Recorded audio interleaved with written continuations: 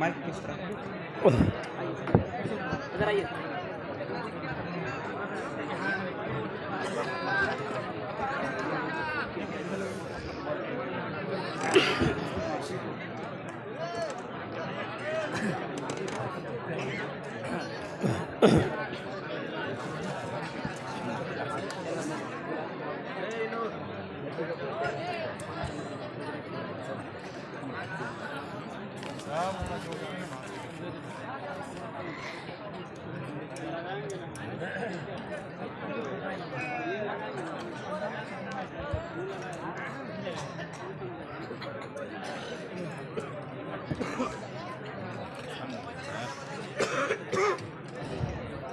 भाईरा ताड़ाताड़ी करें, जल्दी कीजिए, थोड़ा जल्दी कीजिए।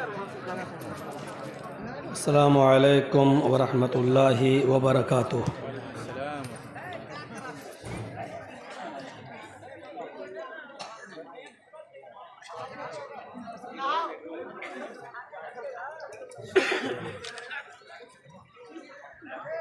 अल्हम्दुलिल्लाह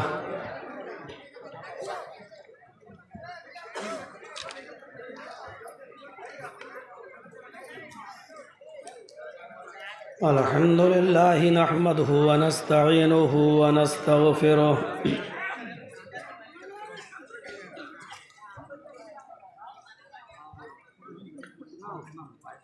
व नऊज़ु बिल्लाहि मिन शुरूरि अनफुसिना व मिन सय्यिआति अअमालिना।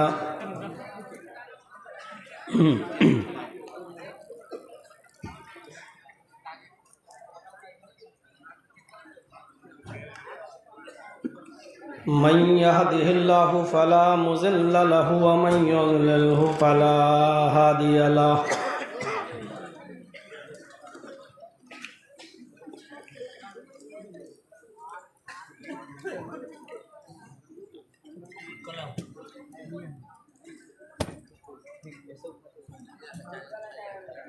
व अशहदु अल्ला इलाहा इल्लल्लाहु वहदहु ला शरीका लहु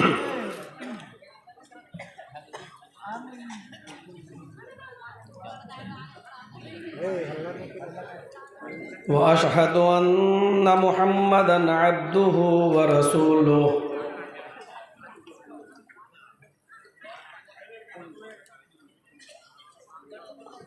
अम्मा बाद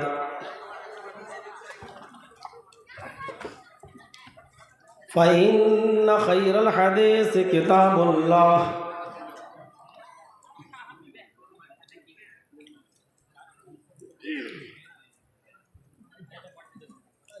व खैरल हदी हदी मुहम्मदिन सल्लल्लाहु अलैहि वसल्लम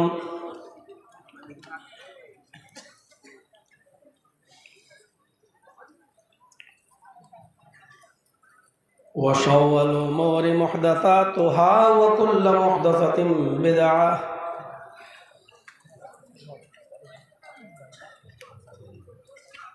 व कुल्लु बिदअतिन ज़लालह व कुल्लु ज़लालतिन फिन्नार।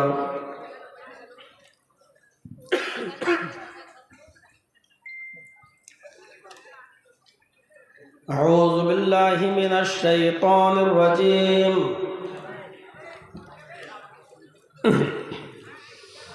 बिस्मिल्लाहिर रहमानिर रहीम।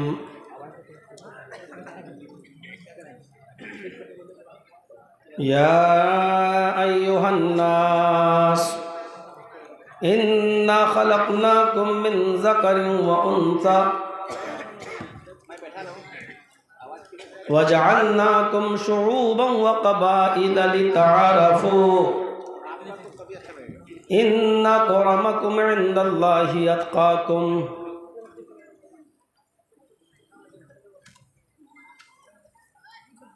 रब्बि इश्रह ली सदरी व यस्सिर ली अमरी वहलुल उक़दतम मिन लिसानी यफ़क़हू क़ौली।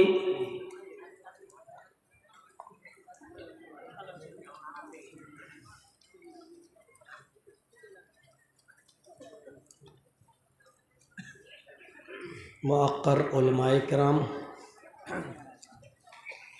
स्टेज पर तशरीफ़ फरमा मुअज़्ज़ज़ अहबाब,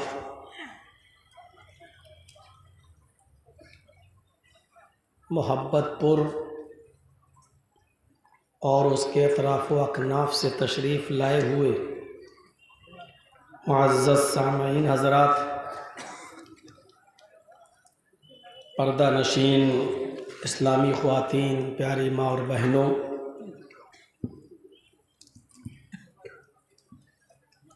कौम व मिल्लत के लायकवर नौजवानों, मुस्तक़बिल के होनहार अज़ीज़ बच्चों,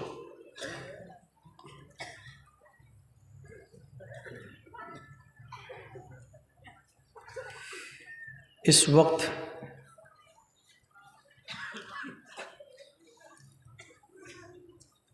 एक बहुत आम चर्चा इस बात का होता है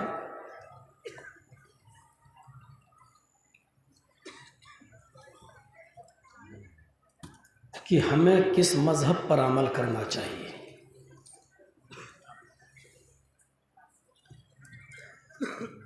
और मज़हबी ज़िंदगी क्या होती है।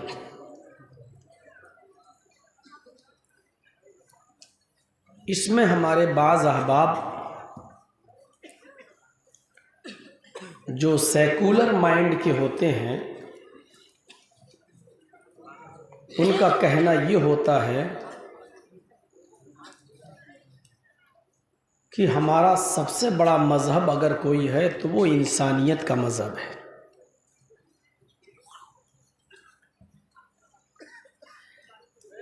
जब इंतखाबात और चुनाव वगैरह का दौर आता है तो उस वक्त ये बातें बहुत चलती हैं और चल ही रही हैं।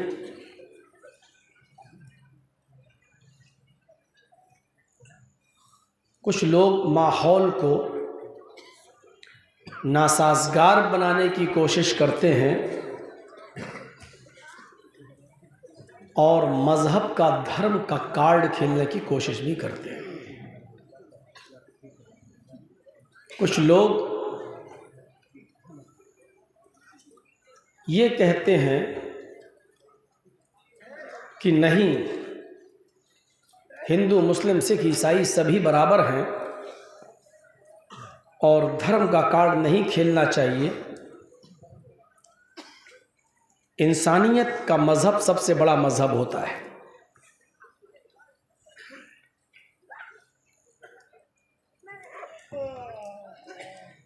मेरी नाक़िस राय के मुताबिक, जहाँ तक मैं समझता हूँ कि ये बात कोई गलत नहीं है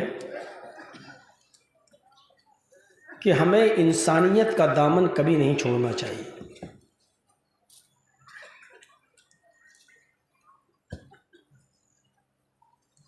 सारे मज़ाहिब, दुनिया में जितने भी धर्म हैं, मानवता और इंसानियत सब में भरी पड़ी है।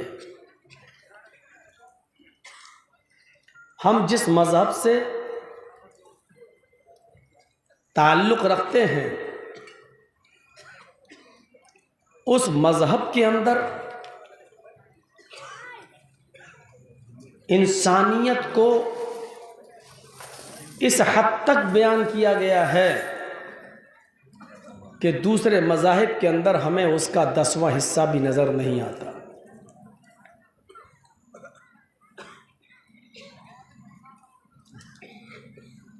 कुरान करीम इंसानियत की तकरीम करता है।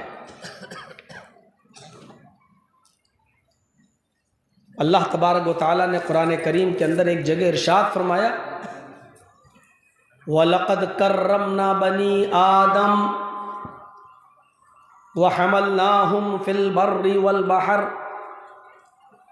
व रज़क़नाहुम मिनत तय्यिबात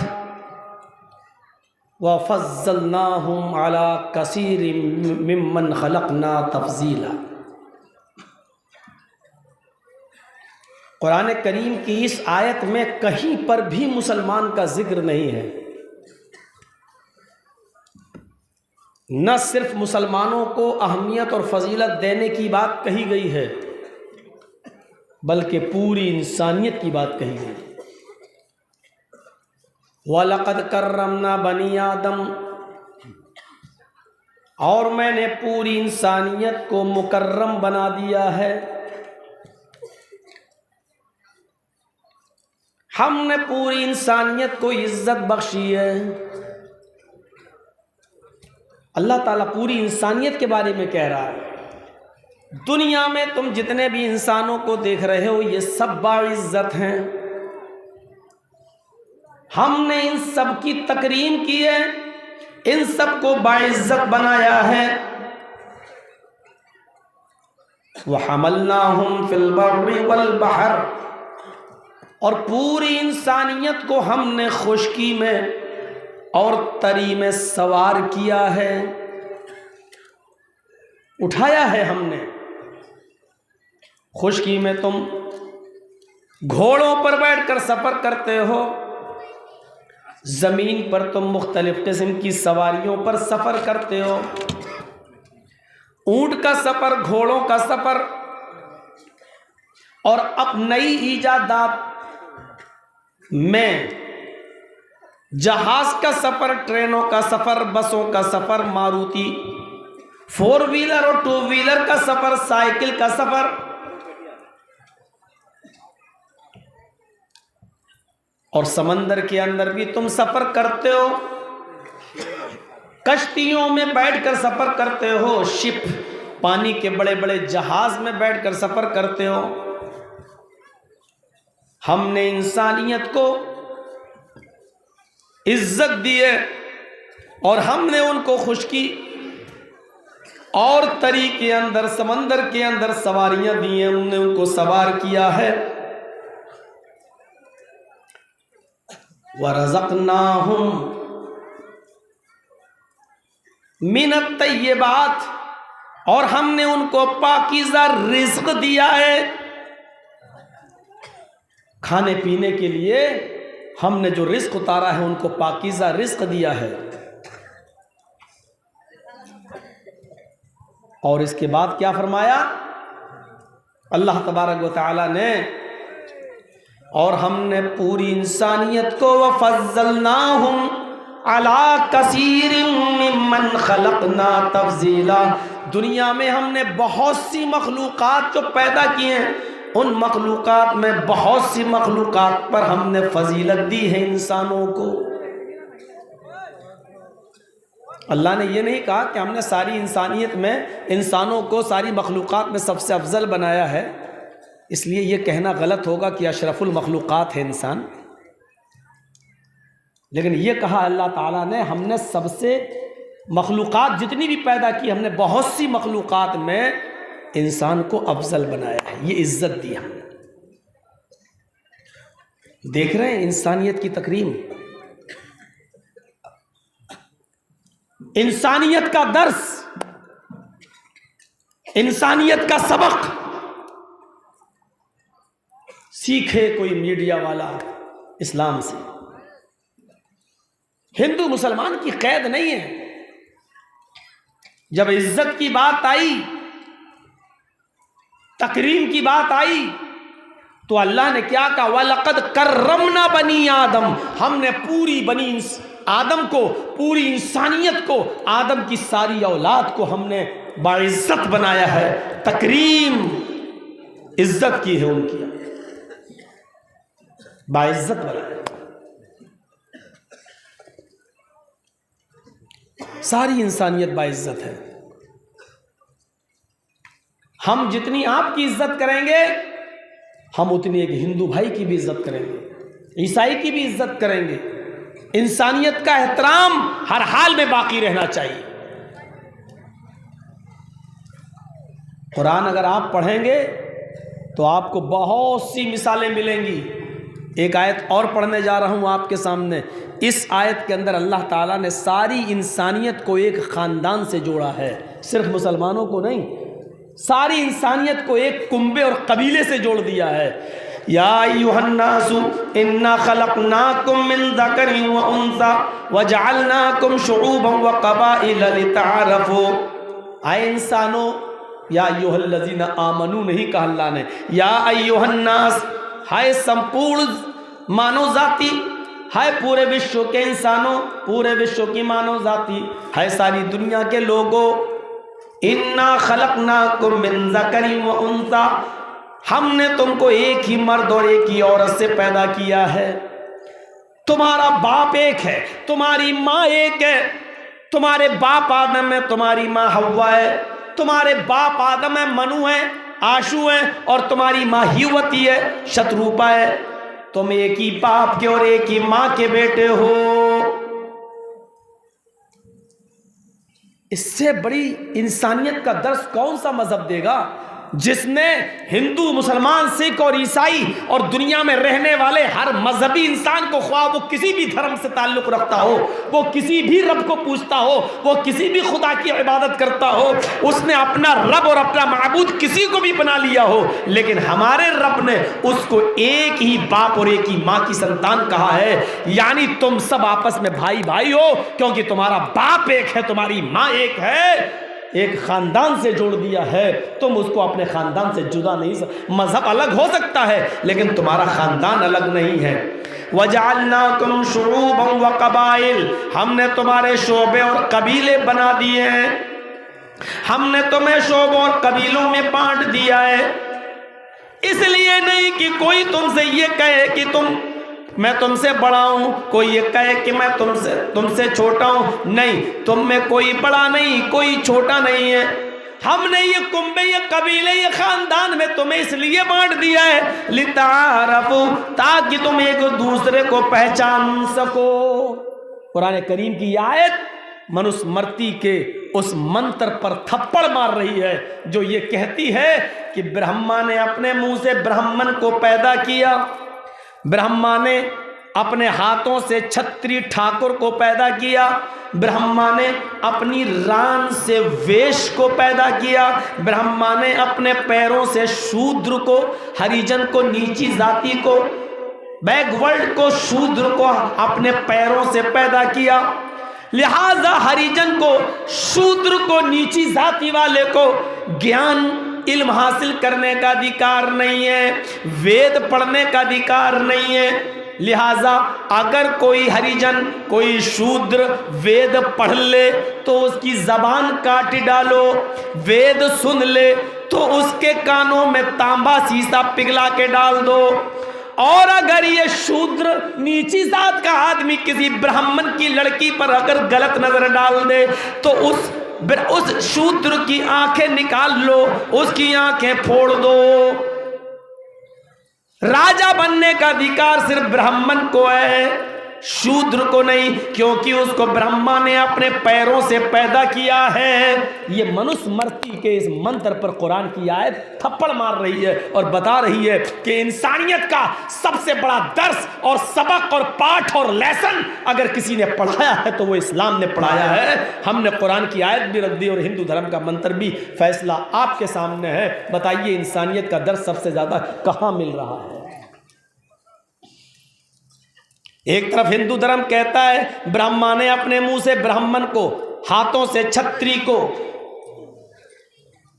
रान से वेश को और पैरों से शूद्र को पैदा किया। यानी कोई ब्रह्मा के मुंह से, कोई हाथों से, कोई रान से, कोई पैरों से पैदा है।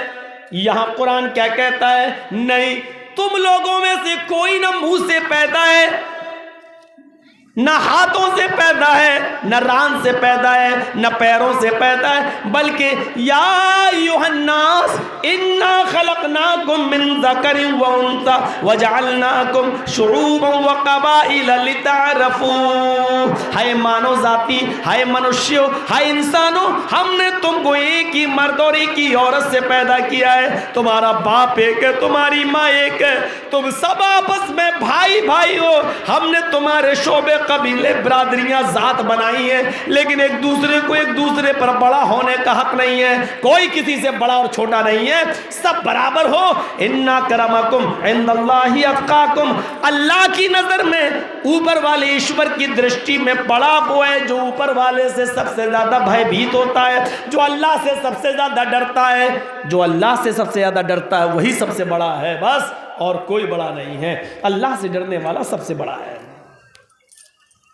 यह कुरान कह रहा है। एक खानदान से जोड़ दिया है, एक कबीले से जोड़ दिया, एक कुंबे से जोड़ दिया है कि कोई भी धर्म का आदमी अगर तुम्हारे पास आ जाए तो यह समझना कि इसका धर्म तो अलग हो सकता है, इसका रब तो अलग हो सकता है, इसका खुदा तो अलग बनाया होगा, लेकिन ये हमारा भाई है। बाप इसका वही था जो मेरा है, माँ इसकी वही थी जो मेरी है। एक खानदान से जिसने सारे धर्मों को जोड़ दिया हो, उससे ज्यादा इंसानियत का दर्स कौन सा धर्म दे सकता है।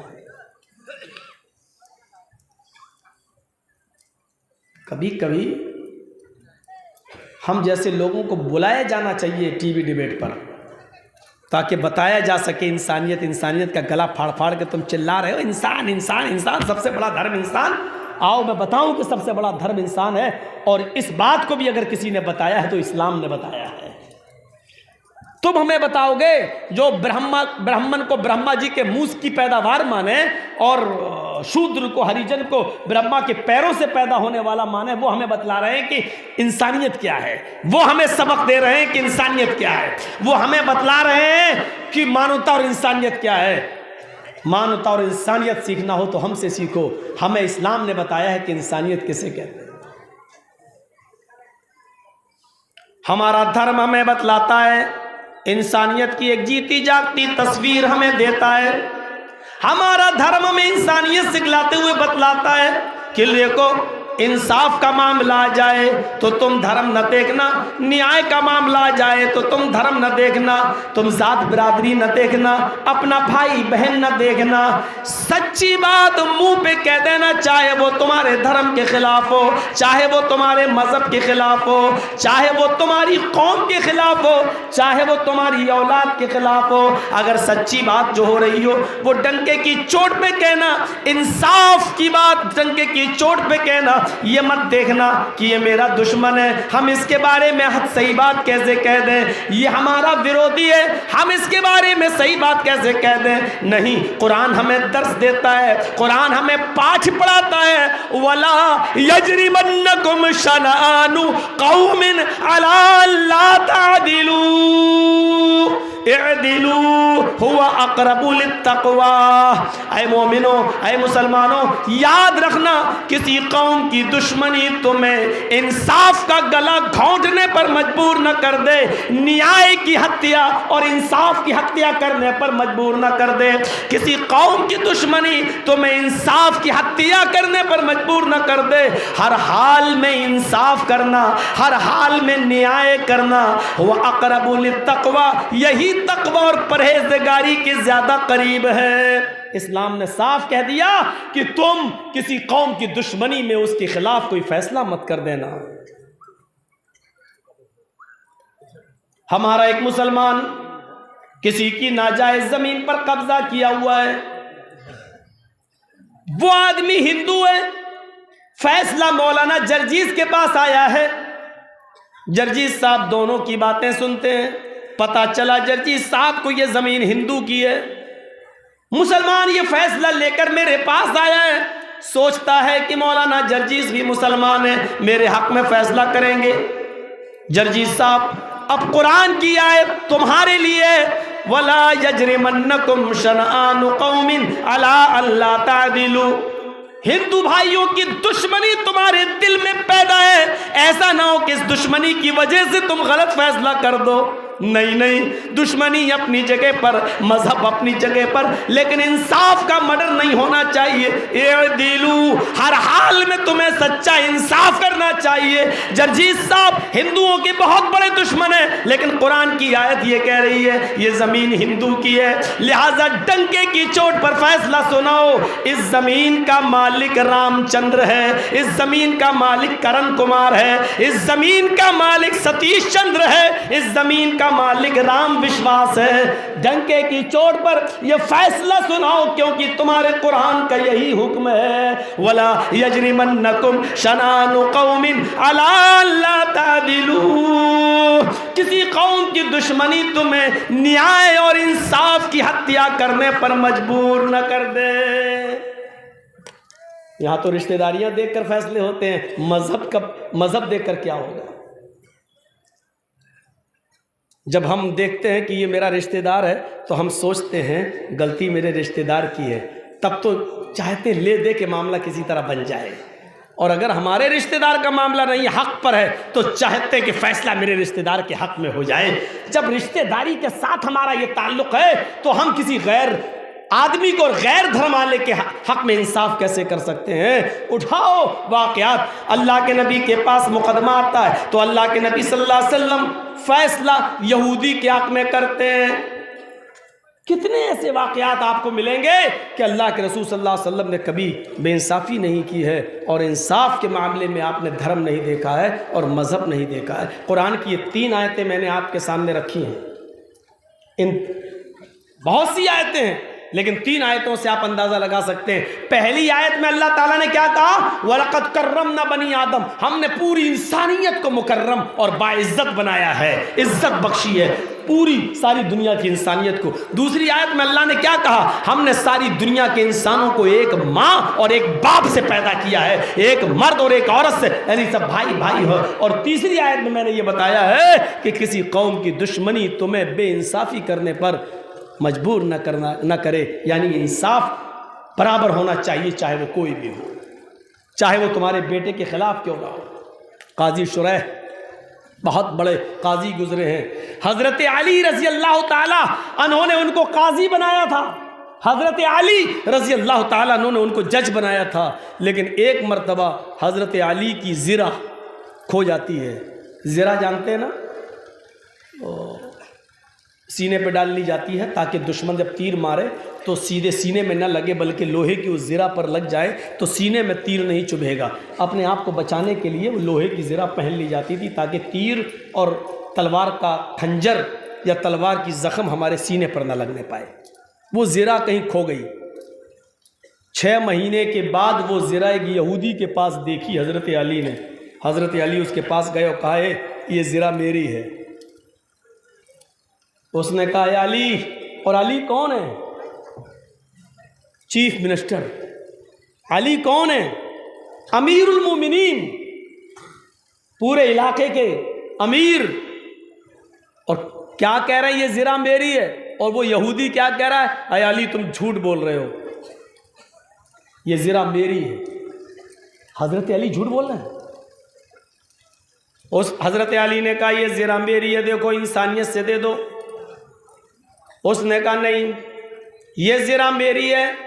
अगर तुम इस ज़िरा को अपनी ज़िरा कहते हो तो कोर्ट में, कचहरी में, अदालत में तुम्हें इस ज़िरा को अपनी साबित करने के लिए दलील देना होगी। हज़रत अली ने मुकदमा दायर कर दिया। काजी कौन है? शुरैह। और जज किसने बनाया? हज़रत अली ने। सोच रहे हैं, खुद जज बनाया हज़रत अली ने, काजी बनाया अली ने, और मुकदमा दायर कौन कर रहा है? हज़रत अली। किसके खिलाफ? एक यहूदी के खिलाफ। यहाँ तो थोड़ी सी लालच दे दी जाए कि इस मस्जिद और मंदिर का फैसला मेरे हक में कर दो, हम तुम्हें राज्यसभा पहुँचा देंगे, तो बहुत जल्दी फैसला हो जाता है। यहां काजी शुरैह हजरत अली के बनाए हुए जज ने जो फैसला सुनाया वो हजरत अली के खिलाफ सुनाया, अमीरुल मोमिनीन के खिलाफ सुनाया। ऐसी मिसाल नहीं मिल सकती। जी हिंदुस्तान और इंडिया टीवी और जी न्यूज इन वाकयात को बयान नहीं कर सकते, क्योंकि उनके बॉस जो हड्डी डाले हुए हैं वो छीन लेंगे। तुम इस्लाम की तारीफ कर रहे हो, और कुत्तों को हड्डी नहीं छूटती है। हजरत अली ने मुकदमा दायर किया। यहूदी के पास नोटिस पहुंचता है। हजरत अली ने तुम्हारे ऊपर मुकदमा दायर किया है, तुम्हें कोर्ट में, कचहरी में, अदालत में आना पड़ेगा। यहूदी अपनी तारीख में कोर्ट पे पहुंचता है। इस कटघरे में हजरत अली खड़े हैं और इस कटघरे के अंदर यहूदी खड़ा है। हजरत अली को हुक्म होता है, बताइए आप मुद्दई हैं, दावा आपने किया है, क्या मैटर है आपका? हजरत अली ने कहा कि मैंने इसके पास जिरा देखी है, वो जिरा मेरी है और 6 महीने पहले वो जिरा खो गई थी, वो इस यहूदी के पास है, मैं चाहता हूं कि मेरी जिरा मुझे दे दी जाए। काजी शुरैह पूछते हैं, आए यहूदी, तुम अपनी सफाई पे क्या कहना चाहते हो? यहूदी कहता है कि अमीरुल मोमिनीन अली झूठ बोल रहे हैं, इनको मेरी जिरा पसंद आई तो मेरी जिरा पर इन्होंने नीयत खराब कर ली और मेरी जिरा को अपनी जिरा कहने लगे हैं। कोर्ट तो होती है दोनों की बातें सुनने के लिए। अच्छा, हजरत अली को कहा जा रहा है मेरी जिरा देखकर इनकी नीयत खराब हो गई है। देखिए इल्जाम कैसा लग रहा है, लेकिन तुम्हें कुछ कहने का हक नहीं है। वो अपनी सफाई में पेश कर रहा है, अली तुम नहीं बोल सकते।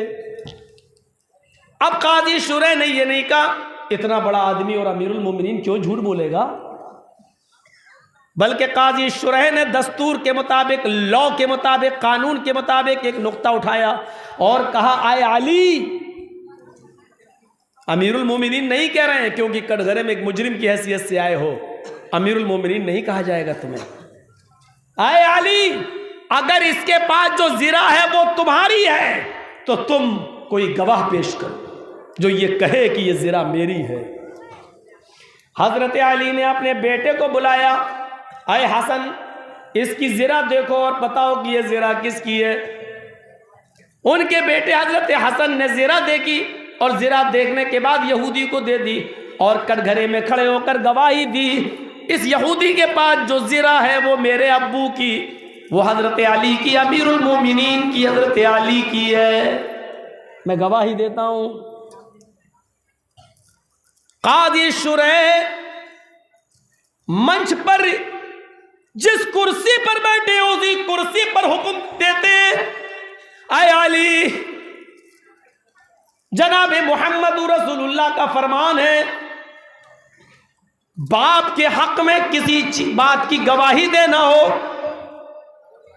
और किसी गवाह को बुलवाना हो तो बाप के लिए गवाही देने वाला अगर उसका बेटा आता है तो बाप के हक में बेटे की गवाही नहीं मानी जाएगी, क्योंकि औलाद तो अपने बाप के फेवर में बोलती ही है। लिहाजा आए अली, तुम्हारे बेटे हसन की गवाही खत्म की जाती है, बेटे की जगह किसी और की गवाही लाओ। बेटे की गवाही नहीं मानी जाएगी क्योंकि बेटा तो वही बोलेगा जो बाप बोल रहा है। हजरत अली के खिलाफ फैसला। हजरत अली ने कहा, एक और गवाह है मेरे पास। आवाज दी, मेरे गुलाम कंबर को बुलाया जाए। हजरत अली का गुलाम कंबर आता है, कटघरे में खड़ा होता है, जिरा देखकर कहता है, काजी साहब, ये जिरा मेरे मालिक की, मेरे आका की, अली की है।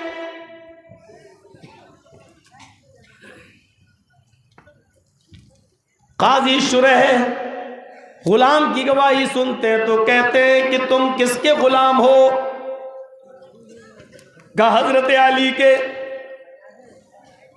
काजी शुरैह का हुक्म देखिए, आय अली सॉरी, अली सॉरी, गुलाम की गवाही भी मालिक के हक में कबूल नहीं की जाएगी, क्योंकि बहुत से गुलाम अपने मालिकों की धमकी और अपने मालिकों के खिलाने और पिलाने की वजह से मरगूब रहते हैं और वो वही बात बोलते हैं जो उनका मालिक चाहता है। लिहाजा कुरान और हदीस की रोशनी के मुताबिक मालिक के हक में गुलाम की गवाही भी काबिल कबूल नहीं है। ना आपके बेटे की गवाही मानी जाएगी, ना आपके गुलाम की। अब कोई ऐसा आदमी लेके आओ जो ना आपका रिश्तेदार हो, जो ना आपका बेटा हो, जो ना आपका गुलाम हो, कोई दूसरा आदमी हो जो आपके बारे में गवाही दे कि ये ज़िरा मेरी है। हजरत अली फरमाते हैं, सॉरी काजी साहब, मेरे पास मेरे बेटे और मेरे गुलाम के अलावा कोई गवाह नहीं है। चाहते तो हजरत अली झूठे गवाहों की लाइन लगा देते। अमीरुल मोमिनीन की बात कौन नहीं मानता? मोदी की बात कौन नहीं मानेगा? सब मान रहे हैं ना। इलेक्शन कमीशन तक तो उनकी बात मान रहा है, सुप्रीम कोर्ट तक तो उनकी बात मान रहा है, सीबीआई, ईडी सब तो उनकी बात मान रहे हैं। तो हजरत अली की बात कौन नहीं मानता? चाहते तो झूठे गवाहों की लाइन लगा देते, लेकिन हजरत अली ने इंसानियत दिखाई और क्या कहा, बेटे और गुलाम के अलावा मेरे पास कोई गवाह नहीं है, आपको जो फैसला सुनाना हो सुनाओ। काजी शुरह कलम चलाते हैं, हजरत अली अपनी ज़िरा की गवाही के लिए पक्के सबूत नहीं दे सके और सच्चे गवाह नहीं दे सके। बेटे की और गुलाम की गवाही काबिल कबूल नहीं है, इसलिए ज़िरा की गवाही किसी दूसरे आदमी के जरिए नहीं मिल सकी, इसलिए हजरत अली का फैसला खारिज किया जाता है, हजरत अली का दावा खारिज किया जाता है और ये ज़िरा यहूदी को दी जाती है और यहूदी इस ज़िरा का मालिक रहेगा। इस्लामी कंट्री में इस्लामी अमीरुल मोमिनीन के खिलाफ फैसला सुनाया जा रहा है और फैसला सुनाने वाला हजरत अली का बनाया हुआ काजी शुरह है, जिसको हजरत अली ने काजी बनाया है, और एक मामूली यहूदी को हक दिया जा रहा है कि ये ज़िरा तुम्हारी है। गौर करो हजरत अली की कितनी बड़ी इंसल्ट हो रही है, बड़ी अदालत में, बड़े मजमे में, लेकिन काजी शुरह ने कोई परवाह नहीं की है। अमीरुल मोमिनीन हैं आप, ठीक है अपनी जगह पर, लेकिन फैसला सुनाने का हक मुझे है। कुरान और हदीस के मुताबिक फैसला सुनाया, आप सच्चे और पक्के गवाह पेश नहीं कर सके, लिहाजा ज़िरा उसी की मानी जाएगी जिसके पास ज़िरा है। ऐ यहूदी, इस ज़िरा के मालिक तुम हो। वो यहूदी जब कोर्ट से निकलता है, कटघरे से निकलता है, वो यही देखना चाह रहा था कि देखें इस इस्लामी कंट्री के अंदर हजरत अली के बनाया हुआ जज क्या फैसला करता है। जैसे ही उस यहूदी ने ये फैसला अपने हक में सुना, वो ज़िरा लेकर बाहर आया और कोर्ट के कचहरी के अदालत के दरवाजे पर खड़ा होकर सारे लोगों के सामने कहता है, जज साहब आपने फैसला कुरान और हदीस के मुताबिक सुनाया, आप काबिल मुबारकबाद हैं। अब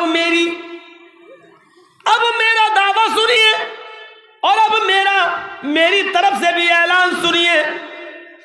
काजी साहब आपने जो फैसला सुनाया मेरे हक में वो सही है। मैं यही देखना चाहता था कि बेटे की और गुलाम की गवाही आप मानेंगे या नहीं मानेंगे। आपने नहीं मानी, आपने अच्छा काम किया, लेकिन अब मैं भरे मजमे में ऐलान करता हूं ये ज़िरा हजरत अली ही की है, ये ज़िरा अली ही की है। वो अपने घर के दरवाजे पर इस ज़िरा को छोड़ गए थे, उनका गुलाम पानी लेने चला गया, तन्हाई का फायदा उठाकर उनकी इस ज़िरा को मैंने ले लिया, 6 महीने तक छिपाए रखा और 6 महीने के बाद उसको हजरत अली के सामने लेकर आ गया कि देखें 6 महीने के बाद ये पहचानते या नहीं पहचानते। इन्होंने पहचान लिया, मुकदमा दायर किया। मैं कहता था ये ज़िरा मेरी, ये कहते थे मेरी।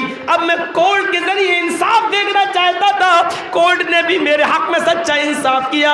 अब इस इंसाफ का और कुरान और हदीस की तालीम का तकाजा ये है कि मैं जिसकी ज़िरा उसको वापस कर दूं और इस बात का एतराफ़ करूं ये ज़िरा मेरी नहीं है। हज़रत अली के हाथ में वो ज़िरा देते हैं, आए अमीरुल मोमिनीन ये ज़िरा आपकी है, आज मैं भरे मजमे में ज़िरा आपको दे रहा हूँ। हज़रत अली रज़ी अल्लाह ताला अन्हु वो ज़िरा अपने हाथ में लेते हैं, ये ज़िरा दे रहे हैं, वो ज़िरा ले रहे हैं। उस यहूदी ने कहा, अली आज अपने खिलाफ आपने खामोशी के साथ फैसला सुन लिया, न काजी को हटाया, न जज को डांटा, न आपने इस फैसले के खिलाफ कोई हुक्म जारी किया। आपके सब्र ने मुझे मजबूर कर दिया इस बात के लिए कि आप जिस मजहब पर अमल कर रहे हैं उससे प्यारा मजहब इस दुनिया में कोई नहीं है। अब आए काजी साहब भरे मजमे में मेरा ऐलान सुनिए, अशहदु अल्ला इलाहा इल्लल्लाह व अशहदु अन्ना मुहम्मदन अब्दुहु व रसूलुहु। मैं इस बात की गवाही देता हूँ कि अल्लाह के अलावा कोई माबूद नहीं और मोहम्मद सल्लल्लाहु अलैहि वसल्लम अल्लाह के सच्चे बंदे और रसूल हैं। मैं भी उसी मजहब से अपना रिश्ता जोड़ रहा हूँ जो इतना ज़्यादा इंसाफ पसंद है और इतना ज़्यादा इंसाफ परस्त है। मैं उसी मज़हब से अपना रिश्ता जोड़ रहा हूँ। काजी ने ये नहीं देखा कि किसके खिलाफ फैसला जा रहा है। इसी को कुरान कहता है, वला यजरिमन्नकुम शनआनु कौमिन अला अल्ला तादिलू। किसी कौम की दुश्मनी तुम्हें इंसाफ का मर्डर, इंसाफ का खून करने के लिए मजबूर ना कर दे। दुश्मनी अपनी जगह पर हो सकती है, लेकिन उस दुश्मनी की वजह से आप सही इंसाफ ना करो। ये फैसला मेरे दुश्मन के लिए कैसे जा रहा है? इंसाफ का मर्डर। क्या समझा आपने कुरान की इस आयत से? क्या फैसला लेते हैं आप? इंसानियत का सबसे बड़ा दर्स कौन दे रहा है? मिस्र का गवर्नर बनाया था हजरत उमर फारूक ने हजरत आमर इब्न आस को। सुनिए, अब हम यहां कहां रखेंगे? तो देखिए, ये लीजिए। अब बताओ, हम पकड़ के पिएंगे, बोलेंगे? अब ऐसे करेंगे तो पीछे नहीं जाएगी। थोड़ी सा इतना तो सेंस होना चाहिए आदमी के पास। या तो यहाँ कोई चीज़ रखी हो तो चलो बस पीते जाए, रखते जाए। आइए और सुनिए, आज बहुत सी गिरहें और बादल छटेंगे। लोग सोचने पर मजबूर होंगे कि इस्लाम ने इंसानियत का इतना बड़ा मकाम बताया है। अब ये भी गलत है, उल्टी तरफ रखना। उसमें भी कीड़ा जा रहा है, मच्छर। एक और वाकया सुनिए। आप सुनने के मूड में है ना, तो आप सुनिए और इंसाफ करिए। आप तो अपने बेटों के दरमियान इंसाफ नहीं कर सकते हो। अपनी औलाद, 4 बेटे हैं, जिस बेटे ने ज़्यादा खातिरी की इसको ज़्यादा दे दो। ये इसने ज़्यादा देख रेख की मेरी, इसको मरने दो कमीने। बट तुम अपने औलाद के दरमियान इंसाफ नहीं कर सकते हो। कुरान तो ये कहता है कि दुश्मनों के साथ भी तुम्हें इंसाफ करना है, गैर मुस्लिमों के साथ भी तुम्हें इंसाफ करना है। अदल का तकाजा ये।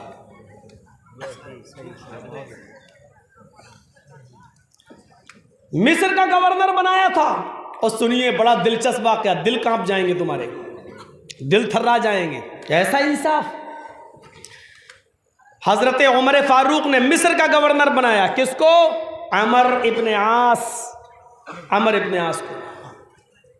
मिस्र के अंदर अमर इब्न आस का बेटा घोड़ा दौड़ा रहा था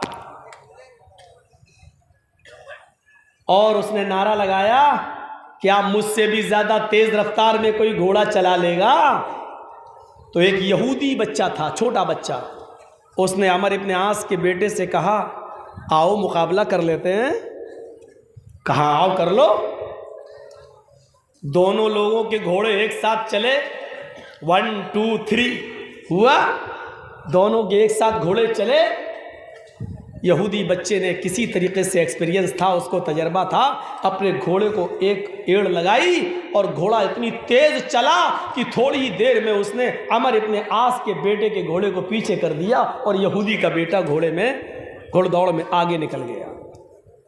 जब रेस खत्म हुई तो अमर इब्न आस का बेटा निकला, घोड़े से उतरा और उतरने के बाद उस यहूदी बच्चे को एक थप्पड़ मारता है, सर हिल गया। वो बच्चा जानता नहीं था यहूदी का ये किसका लड़का है। उसने कहा, तुमने मुझे बेजा मारा है। आपने खुद ही कहा था कि कौन है जो मुझसे आगे निकल जाए, मुकाबला हमारे और तुम्हारे दरमियान बराबर होता है। फिर हम घोड़े को लेकर आगे निकल गए, तो इस पर आपने मुझे थप्पड़ क्यों मारा है? आपने अकारण मारा है, बेवजह मारा है, बिला सबब आपने मुझे मारा है। उसने कहा, चुप, अभी एक और मारूंगा तुम्हें थप्पड़। कहा, ठीक है, आप मुझे मार सकते हैं, लेकिन ये मुकदमा मैं अमीरुल मोमिनीन अमर इब्न आस की अदालत में लेकर जाऊंगा।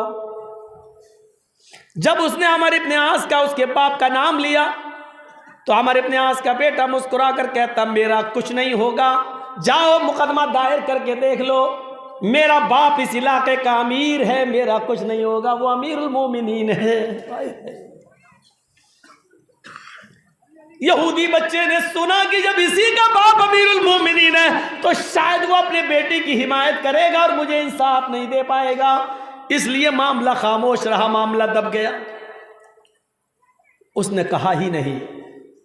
जर्जीत साहब को मालूम है कि इस लड़के ने मुझे गाली दी है, मैं अदालत में मुकदमा दायर कर दूं और जब ये पता चल जाए कि इसी का बाप विधायक है और एमपी है तो मेरा क्या हो जाएगा, पुलिस को फ़ोन कर देगा, मामला दब जाएगा। तो छोड़ो, बेहतर यह है कि खामोशी रहो, बेइज्जत होने से क्या फ़ायदा। यही सोचकर वो यहूदी बच्चा खामोश रह गया। लेकिन हज़रत उमर हर इलाके का दौरा करते थे। 1 महीने के बाद वो मिस्र में पहुँचते हैं तो हालात का जायज़ा लेते थे और लोगों को बिठाकर पूछा करते थे, तुम्हें कोई परेशानी तो नहीं है अपने अमीर से, अमर इब्न आस में कोई कमी तो नहीं है। लोगों से पूछते थे अपने अमीर के बारे में, जिसको हमने गवर्नर बनाया है, वो सही काम कर रहा है कि नहीं कर रहा। ये जिम्मेदारी होती है।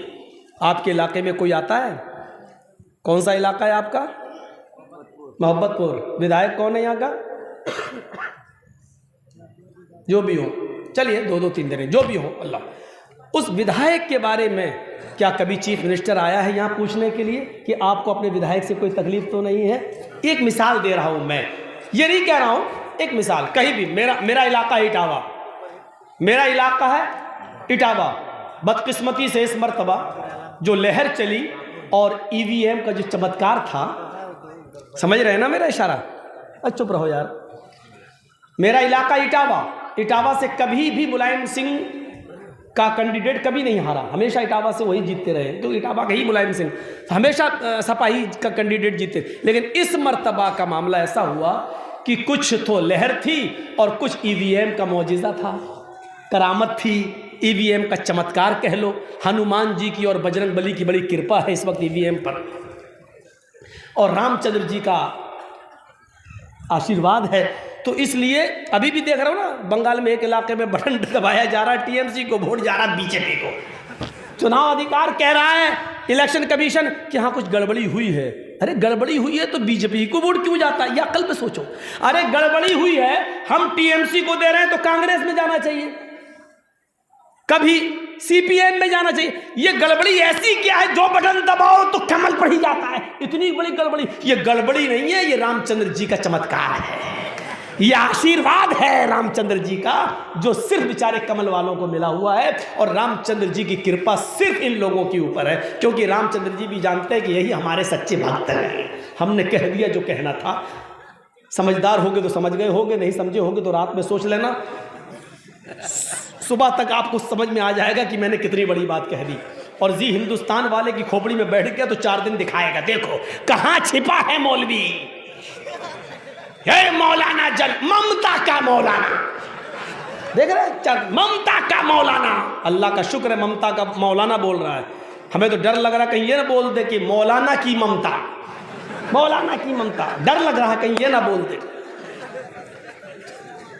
एक ने मुझसे पूछा, चैनल वाले ने, कि मौलाना साहब कहाँ हैं इस वक्त आप यहाँ क्यों नहीं आ रहे हैं? मैंने कहा यार यूपी में योगी जी नहीं छोड़ते, दिल्ली में मोदी जी नहीं छोड़ रहे हैं, तो हमको भाई जहाँ ममता मिली मैं वहाँ चला गया। तो उसने लगा कि क्या बोला? हमने कहा मतलब ममता मतलब प्रेम मोहब्बत, हमने दोनों बातें कह दी।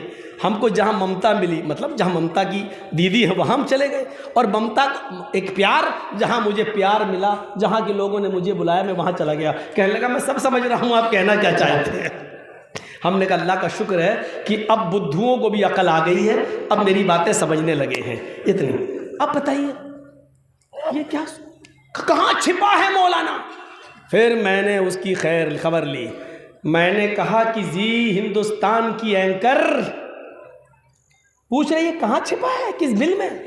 मोदी जी ने तेरी आंख में जो चश्मा लगाया है उससे तू अंधी हो गई है, तुझे दिख नहीं रहा है कि मैं कहाँ हूँ। अरे मैं आज भी बंगाल में हूँ, ममता के इलाके में हूँ, अपने आदमियों को भेज और देख मैं कहाँ हूँ। देख अब चश्मा ही तेरे ऊपर लग गया, तू अंधी हो गई, तो हम क्या करें? अब किसी का चश्मा तुझे अंधा करा दे तो अपनी आँख का ऑपरेशन कराओ। मोतियाबिंद हो गया हो तो ऑपरेशन कराओ, मौलवी जर्जीस कहीं नहीं छुपा है। अल्लाह का शुक्र है कि वो इसी हिंदुस्तान में है, अपने मुल्क में है, अपने देश में है, उस देश में है जिसको मुसलमान उलमा ने अपनी शहादत और अपनी कुर्बानी और फांसी के फंदों पर झूल कर इस देश को आज़ाद कराया। उस देश में हूं कि अगर हमारे मौलवियों ने इस देश को आज़ाद ना कराया होता तो मोदी जी भी इस देश के प्रधानमंत्री नहीं बन पाते। मोदी जी को शुक्रिया अदा करना चाहिए मुसलमान उलमा का, और हम मुसलमानों का एहसान मानना चाहिए कि अगर इन मुसलमानों ने अपनी खून की कुर्बानी ना दी होती तो ये कभी सपना नहीं देख पाते, मोहन भागवत कभी इनको प्रधानमंत्री नहीं बना पाता। ये हम मुसलमानों की मिरहने मिन्नत है और ज़िंदगी भर हमेशा एहसान रहेगा मुसलमानों का मोदी जी के ऊपर। जी तो मैंने कह दिया, कहना भी चाहिए, क्योंकि बुज़ुर्गों का अदब और एहतराम करना कोई बुरी चीज़ नहीं है, चाहे वो किसी भी धर्म के मानने वाले हों। तो मेरे भाइयों, ये एहसान तुम्हें मानना पड़ेगा। अगर हम मुसलमानों ने अपनी जान की कुर्बानियाँ ना दी होती तो ये देश आज़ाद नहीं होता, और देश आज़ाद ना होता तो अभी अंग्रेज़ हुकूमत कर रहे होते, और अंग्रेज़ हुकूमत कर रहे होते तो मोदी जी का नंबर आता नहीं, वो अभी प्लेटफार्म पे चाय बेच रहे होते, थोड़ी सी तरक्की करके पकौड़े वकौड़े तल रहे होते, इतना हो जाता। लेकिन देश के प्रधानमंत्री नहीं बन पाते। देश के प्रधानमंत्री बने तब कब, जब देश को मुसलमानों ने अपना खून बहाकर आज़ाद कराया, लाखों उलमा ने कुर्बानियाँ दी। जब देश आज़ाद हुआ और आज़ाद हुआ तो जमहूरी निज़ाम चला, और बाबा भीमराव अम्बेडकर के बनाए हुए कानून के मुताबिक एक नीची जात के आदमी को भी प्रधानमंत्री बनने का मौका मिला। ये मिला कब, जब मुसलमानों ने खून बहाकर इस देश को आज़ाद कराया। तो एहसान किसका हुआ? हम मुसलमानों का। लेकिन चलो हम माफ़ कर रहे हैं, मत मानो, क्योंकि तुम हकीकत का एतराफ़ कर नहीं पाओगे, और हकीकत है यही, हकीकत है यही। तो मेरे प्यारे साथियों, थोड़ी सी बात आगे चलेगी। मैं कहना ये चाहता था कि 1 महीने के बाद हज़रत उमर फारूक रज़ी अल्लाह ताला अन्हु आए, और आने के बाद जब मीटिंग ली लोगों की, पूछा कैसे हालात हैं, लोगों ने बताया बहुत अच्छे, अमर इब्ने आस सही काम कर रहे हैं, कि हाँ काम सही कर रहे हैं। लेकिन वही छोटा सा बच्चा खड़ा हुआ और कहने लगा, अमीरुल मोमिनीन, आप मदीने से आ रहे हैं जी, अगर आप मुझे इंसाफ दिला दें तो आपकी मेहरबानी होगी। कहा कि तुम कौन हो? कहा मैं एक यहूदी बाप का बेटा हूँ। इधर आओ। है अपना शहर है, मुसलमानों की बस्ती है, एक यहूदी बेटे को बुला रहे हैं। कौन? अमीरुल मोमिनीन। काश योगी जी भी कभी हमको बुलाते और इस प्यार से बिठा के बोलते, बताओ बेटा कोई तकलीफ़ तो नहीं है तुम्हें? बताओ ये देश सबका है, ये प्रदेश भी सबका है, तुम मुसलमान हो तो कोई आफत तो नहीं आ रही तुम्हारे ऊपर? काश इस तरीके से कोई पूछने वाला आज हमारे इस मुल्क में, इस देश में होता तो इस देश को सलामी दी जाती। हम तो सलामी वैसे भी देते हैं, कहाँ गद्दार लोग सलामी देंगे? जिन्होंने महात्मा गांधी को नहीं छोड़ा हो वो हमें छोड़ेंगे। अमीरुल मोमिनीन ने उस यहूदी बच्चे को अपनी गोद में बिठाया और कहा, बेटे तुम्हें डरने की कोई ज़रूरत नहीं है, तुम्हें इंसाफ मिलेगा। तुम बताओ क्या तुम्हारे साथ प्रॉब्लम हुई है? कहता, अमीरुल मोमिनीन, ये अब इस शहर के गवर्नर हैं मिस्र के, इनका बेटा घोड़ा दौड़ा रहा था और घोड़ा दौड़ाते हुए कहने लगा कि कोई है जो हमसे अच्छा घोड़ा दौड़ा ले। मैंने उनके चैलेंज को कबूल कर लिया, हम दोनों एक साथ घोड़ा दौड़ाने लगे। मैंने अपने घोड़े को एड़ लगाई और मैं आगे निकल गया। अमीरुल मोमिनीन, मैं जीत गया। कोई पैसा शर्त नहीं लगाता, कोई रकम शर्त नहीं लगी थी, बस एक मुकाबला हो रहा था कि मेरा घोड़ा अच्छा कि तुम्हारा घोड़ा अच्छा, मैं अच्छा दौड़ा लेता हूं या आप। मेरा घोड़ा आगे निकल गया। जब ये हार गए तो ये उतरे और सबके सामने इन्होंने मेरे एक थप्पड़ मारा। मैंने कहा कि तुमने मुझे अकाल बिला सबब मारा है, तो इन्होंने कहा चुप रहो वरना एक और मार दूंगा। मैंने कहा कि मैं इस मुकदमे को लेकर अमीरुल मोमिनीन अमर इब्ने आस के दरबार में जाऊंगा, तो इसने कहा मेरा बाप अमीरुल मोमिनीन है, मिस्र का गवर्नर है, वो मेरा कुछ नहीं होगा, तुम्हारी शिकायत बेकार कर दी जाएगी। हजरत उमर फारूक ने अमर इब्ने आस की तरफ नजर डाली। उमर फारूक की नजर का अंदाजा लगा सकते हैं आप। हजरत उमर फारूक ने जब अमर इब्ने आस की तरफ नजर डाली, सख्त लहजे में फरमाया है अमर इब्न आस, जब लोग आजाद पैदा हुए हैं, जब लोग आजाद पैदा हुए हैं तो तुम्हारी गवर्नरी में, तुम्हारी अमीरी में, तुम्हारी इमारत में, तुम्हारी सदारत में जो देश, जो मुल्क, जो शहर चल रहा है, उसमें किसी को गुलाम बनकर रहने की क्या जरूरत है? बेटे को बुलाओ।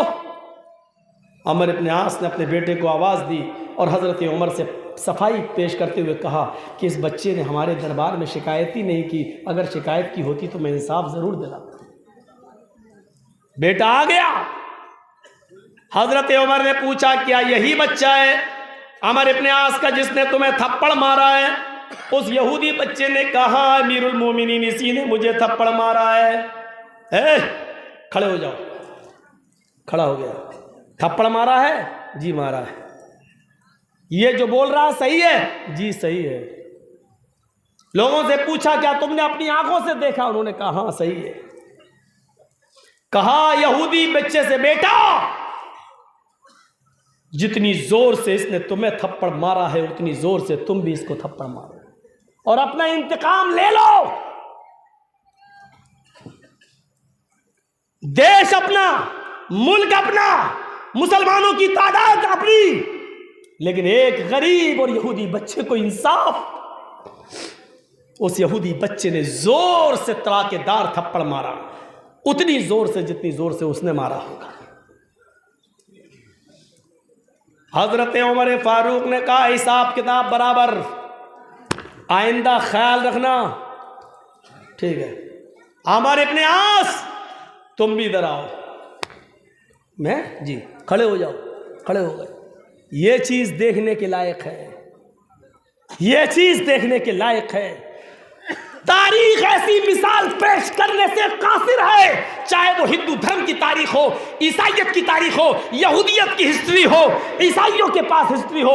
लाओ लाओ जो हिस्ट्री इस्लाम पेश कर रहा है। खड़ा कर दिया हजरत उमर फारूक ने अमर इब्न आस को, और अपने साथ जिस खादिम को लाए थे कहा एक थप्पड़ इस गवर्नर को भी मारो, अमर इब्न आस को। अमर इब्न आस ने कहा कि मुझे क्यों मारा जा रहा है? कहा पहले थप्पड़ खाओ, बाद में बताऊंगा। कहा अमीरुल मोमिनीन मेरा कसूर क्या है? कहा अभी बताता हूं। गुलाम उठा हजरत उमर का और एक थप्पड़ मारा अमर इब्न आस के गाल पर। कहा अब सुनो तुम्हारा कसूर क्या है। तुम्हारे बेटे ने जब इसने कहा था मैं शिकायत करूंगा, अदालत में जाऊंगा, तो तुम्हारे बेटे ने कहा था कि मेरा बाप अमीर है, मेरा कोई कुछ नहीं कर सकेगा। तुम्हारे बेटे को हिम्मत इसलिए पड़ी क्योंकि तुम अमीर थे, और तुम्हारे बेटे ने जुमले इसलिए कहे क्योंकि तुमने अपने बेटे को सही तरबियत नहीं दी, सही तालीम नहीं दी। तुमने ये नहीं पढ़ाया कि अमीर और गरीब, ओहदेदार और रियाया सब बराबर है, इस्लाम लाने के बाद कोई बड़ा और कोई छोटा नहीं है। अगर तुमने ये सबक पढ़ाया होता अपने बेटे को तो तुम्हारा बेटा ये कहने की जरूरत नहीं करता। ये थप्पड़ अब तुम्हें बताता रहेगा कि तुम अपनी औलाद को सही तरबियत दोगे और सही तालीम दोगे, और तुम्हारी औलाद आगे चलकर अब किसी गरीब और किसी भी दूसरे मजहब के आदमी पर कोई जुल्म नहीं करेगी। ये इंसाफ था हजरत उमर फारूक रज़ी अल्लाह तआला अन्हु का। कहाँ है मिसाल?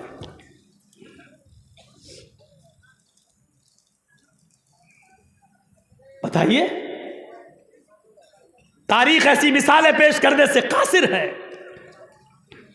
हम कहां हैं, किस बस्ती में रह रहे हैं, और जिस मजहब से हम जुड़े हैं आज हमें उस मजहब की तारीख नहीं मालूम। ये इंसाफ जब देखा जाता था तो मेरे भाइयों लोग जौक दर जौक इस्लाम के तरफ बढ़ जाया करते थे और कलमा पढ़ा करते थे, अशहदु अल्ला इलाहा इल्लल्लाह व अशहदु अन्ना मुहम्मदन अब्दुहु व रसूलुहु। ये कलमा पढ़कर वो इस्लाम के दायरे में दाखिल हुआ करते थे, इस्लाम के दामन में अपना सर छिपाया करते थे और आ जाया करते थे कि हमें आदल यहाँ मिलेगा, हमें इंसाफ यहाँ मिलेगा। एक इंसाफ ये है, देख रहे हैं आप, कुरान करीम की 26 आयतों को निकालने की बात हुई, हो गई, अरे मामला ख़त्म था। लेकिन उसको हवा देखो कैसे दी गई। हालांकि मैं इसके खिलाफ हूं। सुप्रीम कोर्ट में जब ये अर्जी दी गई कि 26 आयतें कुरान से निकाली जाएं, ये किसने दी है? मैं आपसे नाम नहीं पूछ रहा हूं, जोर से मत बताइएगा। मैं दो दो कौड़ियों के लोगों के नाम नहीं लेता हूं। मेरी तकरीर की कीमत करोड़ों अरबों खरबों रुपए है। दो दो कौड़ी के लोगों का नाम लेकर मैं इनकी हैसियत को बढ़ाना नहीं चाहता हूं। भाई कुरान और हदीस की कोई कीमत है क्या? करोड़ों अरबों खरबों रुपए में भी कोई कुरान और हदीस को खरीद सकता है क्या? नहीं, उसकी कोई कीमत ही नहीं। दो दो कौड़ियों के लोगों के नाम लें, देने दीजिए 26 आयतें निकालो, 24 निकालो। वो जो चाह रहा था हमने उसको उसके मकसद में कामयाब कर दिया। सबसे बड़ी बात ये, वो चाह रहा था कि ये हम कहेंगे तो मुसलमान आग बगूला होगा, आग बगूला होगा तो हम हुकूमत की नज़र में उतने प्यारे बन जाएंगे और मुसलमानों की नज़र में तो वैसी दुश्मन है ही। वो जो चाह रहा था वो उसको हो गया। सुप्रीम कोर्ट को इख्तियार ही नहीं है कि 26 आयतें, अरे 26 तो छोड़ो, एक आयत भी नहीं निकाल सकती, और एक आयत तो छोड़ो, एक आयत का नुक्ता भी नहीं निकाल सकती। सुप्रीम कोर्ट को ये पावर नहीं है कि किसी भी मजहबी किताब, किसी भी धार्मिक किताब को घटा सके या बढ़ा सके, एक लफ्ज भी नहीं। अगर ऐसा होता तो डॉक्टर अंबेडकर कानून बनाने के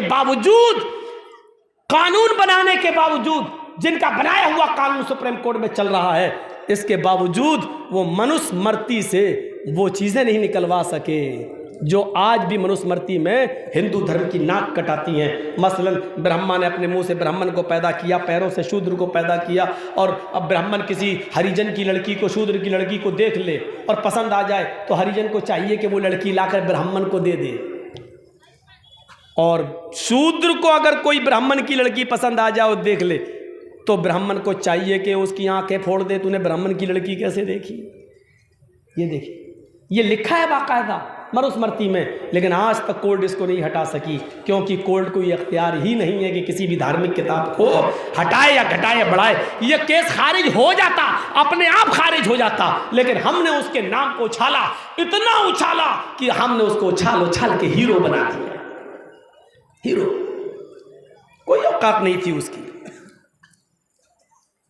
लेकिन अल्लाह का शुक्र हुआ कि तू कुरान की 26 आयतों को निकालने की बात करता था, तेरी औलाद ने तुझे निकाल दिया, तेरी बीवी तक ने तुझे निकाल दिया, तेरे रिश्तेदारों ने भी तुझे निकाल दिया। ये अल्लाह की वो मार है जो ऊपर से तेरे ऊपर पड़ी है। और इंशाअल्लाह, कहो जोर से, इंशाअल्लाह एक दिन तू इसी तरीके से दुनिया से भी निकलेगा और जहन्नम तेरा मुकद्दर बन चुकी है। कहो इंशाअल्लाह, इंशाअल्लाह। कुरान पर हर्फ रह क्या गया, कुरान पर एतराज रह क्या गया। और सुनो, इस कमीने इंसान ने कुरान पर ही एतराज नहीं किया, इसने 3 खलीफा का नाम लिया। इसने क्या कहा कि अबू बकर ने, उमर ने और हजरत उस्मान ने, इन तीनों ने वो 26 आयतें उसमें दाखिल कर दी जो अल्लाह ने उतारी नहीं थी।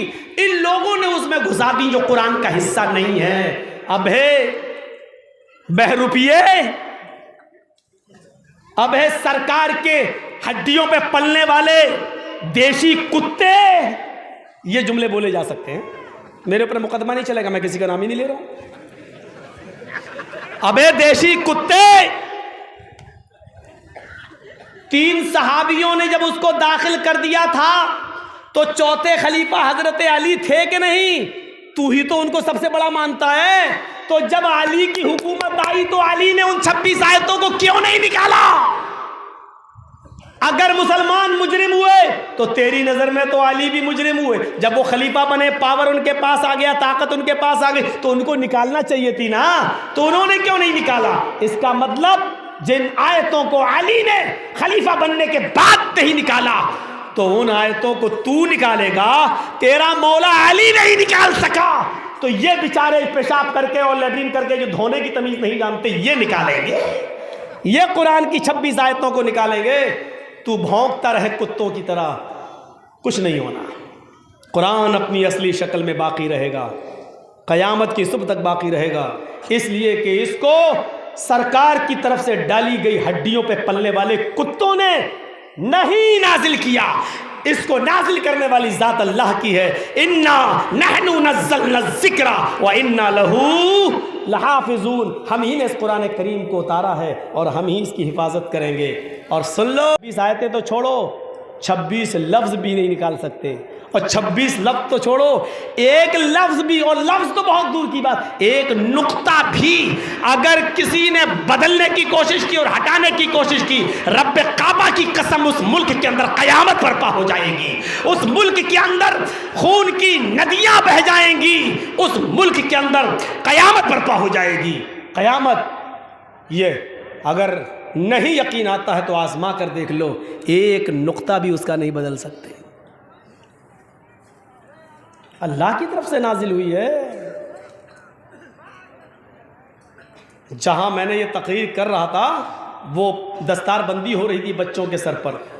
मैंने कहा मैंने मान लिया, 26 आयतें निकाल दी गई, चलो मैंने मान लिया, पूरी दुनिया की किताबों को इकट्ठा करके ले आओ, चलो लाओ, हम भी लाते हैं। वेद लाओ, रामायण लाओ, गीता लाओ, बाइबल लाओ, इंजील लाओ, तौरात लाओ, जबूर लाओ, सब लाओ, हम भी लाते हैं कुरान। चलो, अगर है हिम्मत तो मैं चैलेंज देता हूं, आंख में आंख डालो मौलाना जर्जीस की। है हिम्मत तो आओ, आंखों से आंखें लड़ाओ और लेकर आओ अपनी अपनी किताबें। हम भी अपनी किताब लेके आते हैं और आओ, आग लगाते हैं सारी किताबों में और इसके बाद देख लेते हैं क्या बच गया है। तुम भी अपनी किताबें जलाओ, हम भी जलाते हैं और फिर देखते हैं बचता क्या है। जो बच जाए उसी को तुम भी मान लो, हम भी मान लो, बात खत्म। जो बच जाए, जो तुम्हारे मिटाने के बावजूद ना मिट सके, समझ लो कि वही आकाशीय मजहब है, इस्लाम है, वही सच्चा धर्म है। आओ इस बात पर फैसला कर लो। हमें मालूम है ये फैसला न तुम करोगे, न तुम्हारे बड़े, न इसको सफ़ेद कपड़े पहनने वाले करेंगे, न भगवाधारी। इस चैलेंज को कोई कबूल नहीं कर पाएगा। हमें मालूम है न तलवार तुमसे उठेगी, न चलेगा खंजर। ये बाजू हमारे आसमाए हुए हैं, ये बाजू हमारे आसमाए हुए हैं। अगर यकीन ना आए तो आओ, मौलवी जर्जीस कुरान लेके आता है, तुम वेद और रामायण और गीता लेके आओ, ईसाई इंजील लेके आए, यहूदी तौरात लेके आए, बुद्ध लोग बुद्धिज्म लेकर आए, सिख लोग गुरु ग्रंथ लेकर आए। आओ अपने अपने धर्म के मानने वाले अपनी किताबें लेके आए और एक मैदान में रखकर उसको जला दें, पेट्रोल डालकर, डीजल डालकर आग लगा दें। सब किताबें जल गई। अब पूछो कि कौन सी किताब बाकी है, कौन सी किताब बचेगी। जो बच जाए वही इस्लाम, वही सच्चा धर्म है। आओ मान लें। इधर आ सितमगर, हुनर आजमाए, तू तीर आजमा, हम जिगर आजमाए। आओ तो नहीं आए, किताबें जलाने की बात कर रहा, कैसा आदमी है, कैसा मौलवी है, किताबें जलाने की बात कर रहा। अरे आओ, मिटाओ, दफन करो, जलाओ, फिर देखो बाकी क्या रहता है। तौरात जल जाएगी, कोई यहूदी उसको दोबारा लिखने की ताकत नहीं रखता। इंजील जल जाएगी, दोबारा वो लिखी नहीं जा सकती है, दोबारा वजूद में नहीं आ सकती। वेद और रामायण पुराण जल जाएंगे, कोई उनको दोबारा जीवित नहीं कर सकता है। गुरु ग्रंथ जल जाएगी, कोई उसको दोबारा नहीं पढ़ सकता है। सारी किताबें जल जाएंगी, लेकिन कोई उनको दोबारा नहीं लिख सकता है, न पढ़ सकता है। पूछो, कुरान जला दिया गया है, क्या ये भी मिट गया है? हमारा 9 साल का बच्चा घर के कमरे से निकल के आएगा और ज़बान मुबारक से कहेगा बिस्मिल्लाहिर्रहमानिर्रहीम, बिस्मिल्लाह की बे से शुरू करेगा और मिनल जिन्नति वन्नास की सीन पर ख़त्म करके बता देगा। वो किताब तो जल गई जो कागज़ के टुकड़ों पर थी, वो किताब तो जल गई जो कागज़ के टुकड़ों पर लिखी हुई थी, लेकिन उस किताब को कैसे जलाओगे जो हम 9 और 10 साल के बच्चों के दिलों में और उसके सीनों में महफूज है।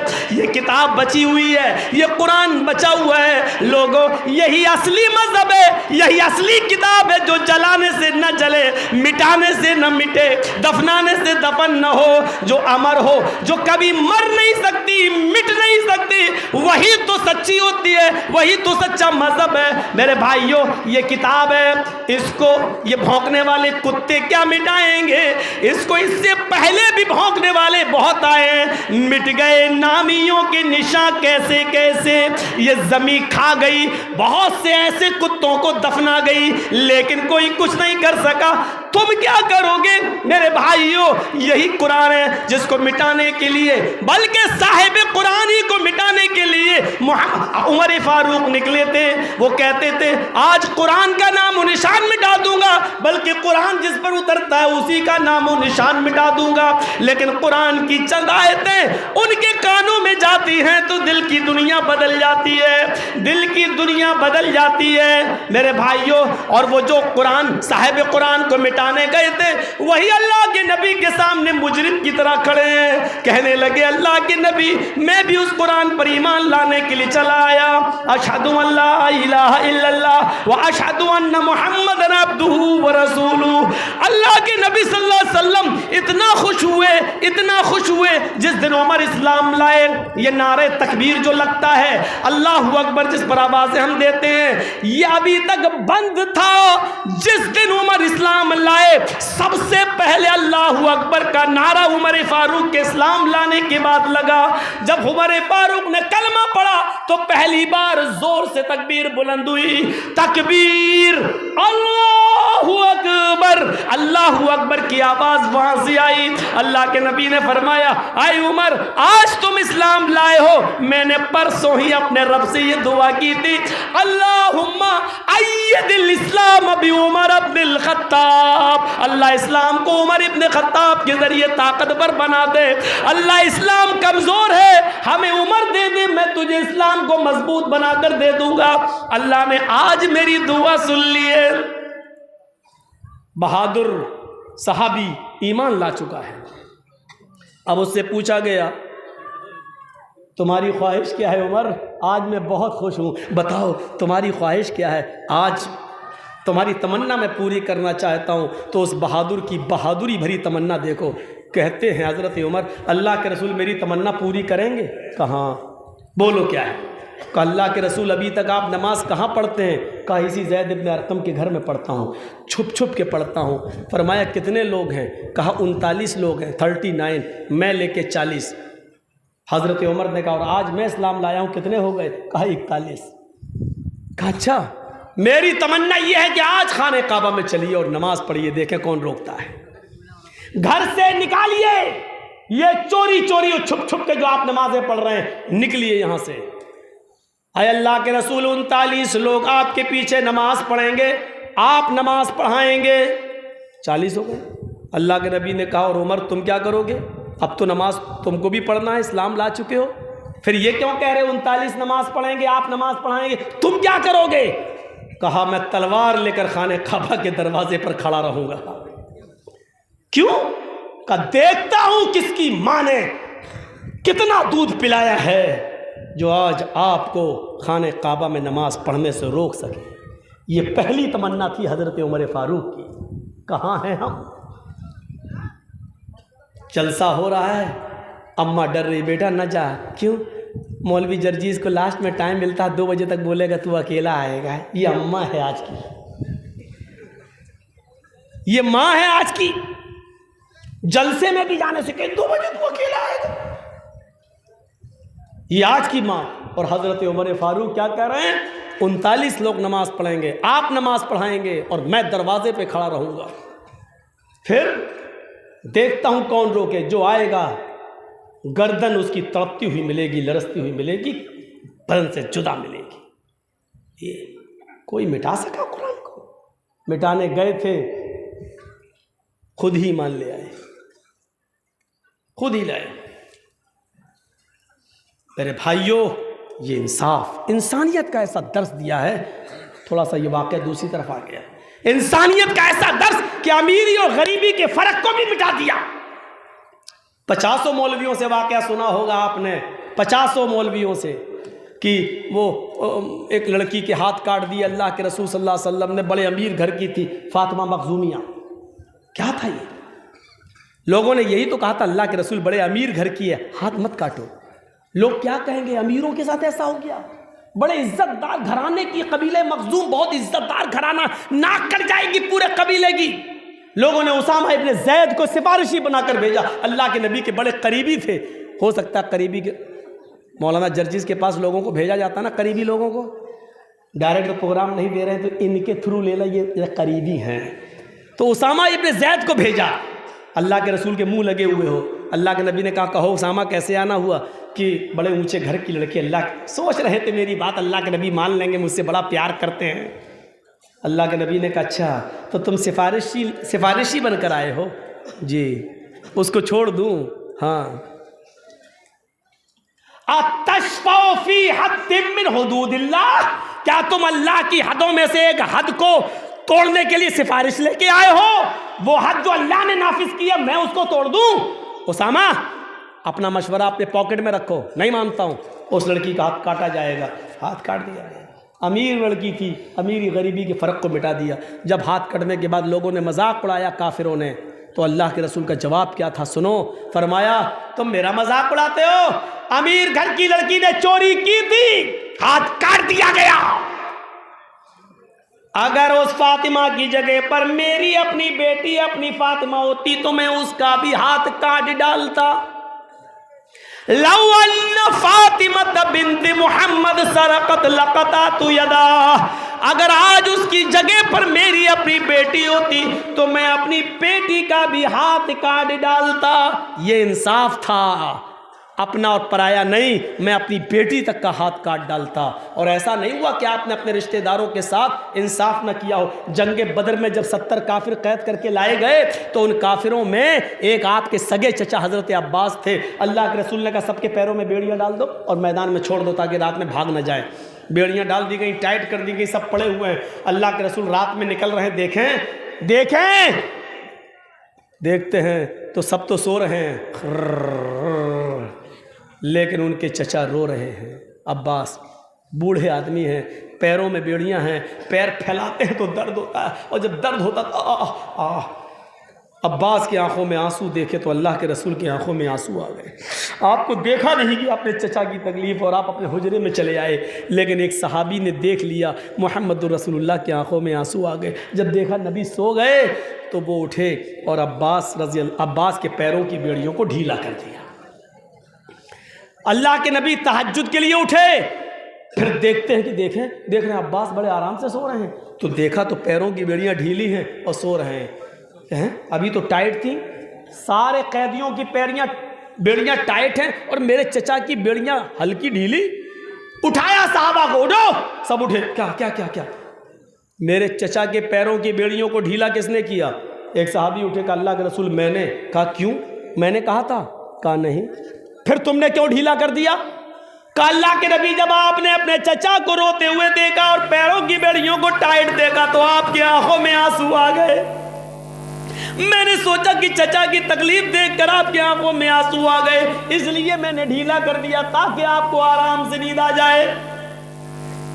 आपने फरमाया मोहब्बत का होना एक अलग बात है, रिश्तेदारी की बुनियाद पर मोहब्बत पैदा हो जाए ये अलग बात है, लेकिन मोहब्बत की वजह से इंसाफ का मर्डर हो जाए ये दूसरी बात है। तुमने मेरे चचा के साथ पैरों की बेड़ियों को ढीला कर दिया है, लेकिन और दूसरे लोग जो काफिर हैं उनकी बेड़ियां टाइट ही हैं, ये बेइंसाफी है। तुम्हारा काम यह था कि अगर मेरे चचा की बेड़ियां ढीली कर रहे हो तो सबकी बेड़ियां ढीली करते, और सबकी नहीं कर सकते तो मेरे चचा की पैरों की बेड़ियों को भी ढीला नहीं करते। क्योंकि तुमने इंसाफ का मर्डर क्यों किया? फिर आपने हुक्म दिया फफ़अलू कुल्लुहुम सारा, जब तुमने मेरे चचा की बेड़ियों को ढीला कर ही दिया है तो जाओ अब सब जितने काफिर हैं उनकी बेड़ियों को भी ढीला कर दो। यही इंसाफ है। मेरे चचा को नरमी दी जा रही है, अगर नरमी मेरे चचा को दी जा रही है तो सबको दी जानी चाहिए। एक पार्टी ऐसी है इंडिया में, बहुत सी पार्टियां हैं, एक पार्टी ऐसी है कि उसकी गंगा में अगर डुबकी लगा लो तो सारे पाप मिट जाते हैं तुम्हारे, और दूसरी गंगा में अगर आपने डुबकी लगाई तो दूसरों के पाप चढ़ जाते हैं आपके ऊपर। आपने देखा है हमारी कौम का एक लीडर ऐसा है जिसके ऊपर मुर्गी चोरी तक का केस लगा हुआ है, अंडे की चोरी, जबकि वो यूपी गवर्नमेंट का कैबिनेट मिनिस्टर भी रह चुका है, उसके ऊपर अंडे की चोरी, किताब चोरी का केस लगा है। समझ रहे हैं आप? और एक कैंडिडेट इतना है जो इतना खतरनाक बोलता है, सब कुछ बोलता है और हमारी कौम का रहबर है, लेकिन उसके ऊपर एक भी FIR दर्ज नहीं होती। हमारी अक्लों का तकाजा है, हम इसको जैसे समझना चाहें समझें। नाम नहीं ले रहा हूं किसी का। चाय की होटलों में बैठ के बात मत करना कि मौलाना किसकी तरफ इशारा कर रहे थे। तुम अपनी खोपड़ियां दौड़ाओ, तुम्हारा काम है खोपड़ियां दौड़ाना। मैं कहना ये चाह रहा हूं, एक आज तक जेल की सलाखों में है और दूसरा बेचारे को पकड़ने की हिम्मत ही नहीं पड़ती है। ये सूरत है, ये हाल है। डुबकी लगा लो। लेकिन यहां ये हाल है, सब कुछ मेरे हाथ में, फिर भी क्या कह रहे हैं? नहीं, इनके पैरों की बेड़ियों को भी ढीला कर दे। इंसाफ सबके साथ। आओ तो मैं एक और रुख दिखलाता हूं, आओ तो मैं एक और तरफ लेके चलता हूं। कुरान करीम की 4थी आयत लेकर चलिए। बहुत प्यारी आयत पढ़ने जा रहा हूं और इसमें आपको पता चलेगा कि देखिए इस्लाम इंसानियत का कैसा दर्स दे रहा है। वला तसुब्बुल्लज़ीना यदऊना मिन दूनिल्लाह, वला तसुब्बुल्लज़ीना यदऊना मिन दूनिल्लाह फयसुब्बुल्लाह अदवन बिगैरि इल्मिन। तुम दूसरों के बुजुर्गों को गाली मत दो। अल्लाह ताला क्या कह रहा है? वला तसुब्बुल्लज़ीना यदऊना मिन दूनिल्लाह, तुम उनके बुजुर्गों को गाली मत दो जो अल्लाह के अलावा दूसरों की इबादत करते हैं। यानी मुशरिकों के बुजुर्गों को गाली मत दो, काफिरों के और मुशरिकों के बुजुर्गों को गाली मत दो। क्यों मत दो? फयसुब्बुल्लाह अदवन, वो अल्लाह को गाली देंगे। तुम उनके बुजुर्गों को गाली दोगे तो जवाब में वो तुम्हारे अल्लाह को, तुम्हारे रब को गाली देंगे दुश्मनी में। फयसुब्बुल्लाह अदवन, दुश्मनी में वो गाली देंगे, बिगैर इल्म, और जिहालत की बुनियाद पर गाली देंगे। अल्लाह ताला ने दूसरों के मजहब के बुजुर्गों को गाली देने से मना कर दिया है, काफिरों के बड़े बूढ़ों को भी, बुजुर्गों को भी। इसलिए मैं कहता हूं रामचंद्र जी, कृष्ण जी, दूसरों के क्यों कहता हूं? क्योंकि हमारा कुरान कहता है कि तुम दूसरों के बुजुर्गों को गाली मत दो, उनकी इज्जत करो, एहतराम करो। पूरी बनी आदम, पूरी इंसानियत काबिल एहतराम है, उनका एहतराम करो। कितनी अच्छी तालीम है। आज देख लो हमारे नबी के बारे में क्या क्या होता है। कोई डेनमार्क में कार्टून बना रहा है, कोई मोहम्मद रसूलुल्लाह को आतंकवादी साबित कर रहा है, कोई हमें तकलीफ पहुंचाने के लिए कुरान की आयतों को निकालने की बात कर रहा है और गवर्नमेंट उसकी पुष्टपनाही कर रही है, उसके ऊपर अपना हाथ रखे हुए है।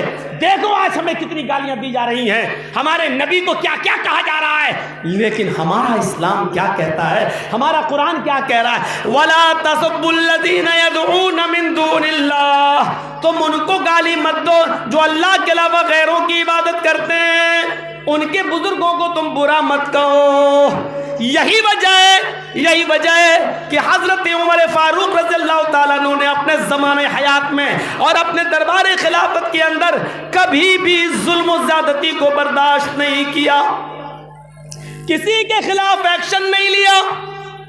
जब यरूशलेम की तरफ जाना शुरू कर दिया, यरूशलेम की तरफ जब जाना शुरू किया, हजरत उमर फारूक अपने साथियों को लेकर जब यरूशलेम जा रहे थे तो वहां के ईसाइयों के साथ, यरूशलेम के ईसाइयों के साथ हजरत उमर फारूक की एक मीटिंग होती है और उस मीटिंग में यह तय होता है, सुनिए दूसरों के मजहब की इज्जत देखिए क्या। हजरत उमर फारूक उनके साथ मीटिंग करते हैं ईसाइयों के साथ। उस मीटिंग में यह तय होता है कोई भी मुसलमान किसी ईसाई को बेजा कत्ल नहीं करेगा। लिख लो, कोई भी मुसलमान किसी भी ईसाई को नाजायज नहीं सताएगा। लिखो, कोई भी मुसलमान किसी ईसाई के जान और माल पर हमला नहीं करेगा, उसके माल और दौलत पर कब्जा नहीं करेगा। ये समझौता भी होता है। फिर एक और समझौता होता है कि कोई भी मुसलमान किसी भी ईसाई की इबादत गाह पर कब्जा नहीं करेगा और उनको उनकी इबादत से नहीं रोकेगा, उनको उनकी इबादत से नहीं रोकेगा। लिहाजा इन समझौतों पर दस्तखत हो जाते हैं कि लो हमारी तरफ से तुमको परवाने नजात मिल गया है। मुसलमान कोई भी न तुम्हारी गिरजा घरों को तोड़ेंगे, न तुम्हारी किताब इंजील को जलाएंगे, न तुम्हारी जान लेंगे, न तुम्हारे माल पर कब्जा करेंगे। इसी दौरान अजान की आवाज आने लगती है, एक सहाबी अजान देने लगते हैं। अमीरुल मोमिनीन ने पूछा आसपास कहीं कोई मस्जिद है? जवाब दिया गया नहीं, थोड़ी दूर चलेंगे कुछ किलोमीटर तो बैतुल मुकद्दस आ जाएगा, बैतुल मक़दिस मिलेगा। हजरत उमर ने कहा लेकिन वो तो दूर है, मुझे तो अभी नमाज पढ़ना है। ईसाइयों ने अपना गिरजा खोल दिया। ओफो, मंजर देखो, समझौता हो चुका है, ईसाइयों ने अपना गिरजा खोल दिया। अमीरुल मोमिनीन आपकी इबादत का वक्त हो गया है, नमाज का टाइम हो गया है, हमारे गिरजा में कोई मूर्ति नहीं है, आइए और इस गिरजा में नमाज पढ़ लीजिए, आइए हम इस गिरजा को धो देते हैं। उन्होंने धो दिया और चटाइयाँ बिछा दी। फरमाया अमीरुल मोमिनीन आइए और नमाज पढ़ लीजिए, आपके साथी आपके पीछे नमाज पढ़ लेंगे। हजरत उमर ने कहा शुक्रिया आपका। हजरत उमर ने वुजू बनाया, सहाबा ने वुजू बनाया, चटाइयों पर सहाबा खड़े हो गए, किबले की तरफ चेहरा कर लिया। हजरत उमर फारूक ने एक सहाबी से कहा इकामत कहो, उन्होंने इकामत कह दी, अल्लाहु अकबर अल्लाहु अकबर अशहदु अल्ला इलाहा इल्लल्लाह। इकामत हो चुकी। हजरत उमर फारूक नमाज पढ़ाना चाहते हैं, अल्लाहु अकबर कहकर नियत बांधना चाहते हैं कि कुछ ख्याल आया जहन में, ऐसे देखा, कहने लगे कि चटाई उठाओ। उन्होंने भी अपना मुसल्ला उठाया, सहाबा से कहा चटाई उठाओ और गिरजा के बाहर निकल कर बियाबान खेत में चटाई बिछाओ। खेत में चटाई बिछाई गई। हजरत उमर ने वही मुसल्ला बिछा कर नमाज पढ़ा दी, गिरजा में नमाज नहीं पढ़ी। बाद में ईसाई आए और कहने लगे अमीरुल मोमिनीन हमें खुशी थी कि आप हमारे गिरजा में नमाज पढ़ने के लिए गए थे, लेकिन क्या बात है आप हमारे गिरजा में चटाइयाँ भी बिछ चुकी थी, नमाज के लिए भी खड़े हो चुके थे, फिर अचानक आप निकल आए और यहाँ आकर आप नमाज पढ़ने लगे, क्या हमारा गिरजा नापाक था? नहीं, तुम्हारा गिरजा पाक था, तुमने उसको धो दिया था, तुमने चटाइयाँ बिछा दी थी, तुम्हारा शुक्रिया, फिर आपने उसमें नमाज क्यों नहीं पढ़ी? हजरत उमर ने कहा मैंने ये सोचकर उसमें नमाज नहीं पढ़ी कि आए उमर, आज अगर तूने इस गिरजा में नमाज पढ़ ली और कल तेरा इंतकाल हो गया तो बाद में आने वाले मुसलमान कहीं इस गिरजा को मस्जिद न समझने लगे और तुम्हारे गिरजा पर कब्जा करके इसको मस्जिद न बना ले, ये ना कहने लगे इसमें तो हजरत उमर ने नमाज पढ़ी थी, वो पहले मस्जिद थी। मैं इस डर से तुम्हारे गिरजा में नमाज नहीं पढ़ा कि बाद में आने वाले मुसलमान कहीं तुम्हारे गिरजा को मुसलमान मस्जिद तसव्वुर करके तुम्हारे गिरजा को गिरा न दे, इसलिए मैंने तुम्हारे मस्जिद गिरजा में नमाज नहीं पढ़ी। ये था दूसरों के गिरजा और दूसरों के इबादत खानों का एहतराम। इस डर से निकल गए कि बाद में आने वाले लोग कहीं इसके गिरजा को तोड़ न दें और इनको इनकी इबादत से रोक न दें और मस्जिद बनाकर इस पर कब्जा न कर लें। मेरे भाइयों, ऐसी मिसाल कहीं मिलती है? यहाँ तो बनी बनाई मस्जिद तोड़ दी जाती है। 1949 तक जिस मस्जिद पे नमाज पढ़ी गई हो उस मस्जिद के खिलाफ फैसला आता है कि इसके बदले 5 एकड़ ज़मीन दूसरे को दे दो। पता नहीं ये बेचारा जज कहाँ से पढ़ के आया था और कौन सी स्कूल से इसको जज की सबका सर्टिफिकेट मिला था। जिस मुंसिफ ने बेच डाले हो ज़मीरो कलम, जिस मुंसिफ ने बेच डाले हो ज़मीरो कलम, भला उस मुंसिफ से इंसाफ की फरियाद कौन करेगा? कौन करेगा? इंसाफ कहाँ रह गया है? इंसाफ तो ये था कि गिरजा से निकल गए। क्यों?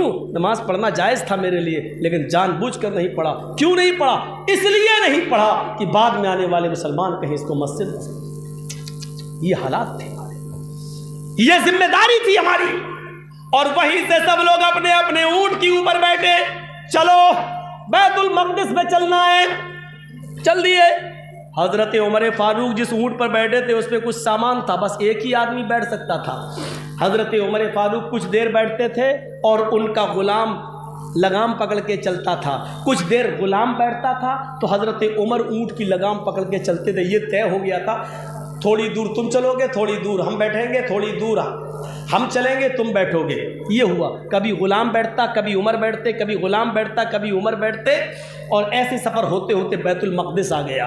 बैतुल मक़दिस जब आया, सोचो इतना दूर रह गया होगा जैसे ये और आपकी वो गाड़ी उधर जो खड़ी हुई है 4 व्हीलर, वो इतनी दूर का तकरीबन 300-400 मीटर का फासला, 300 मीटर का फासला रह गया होगा।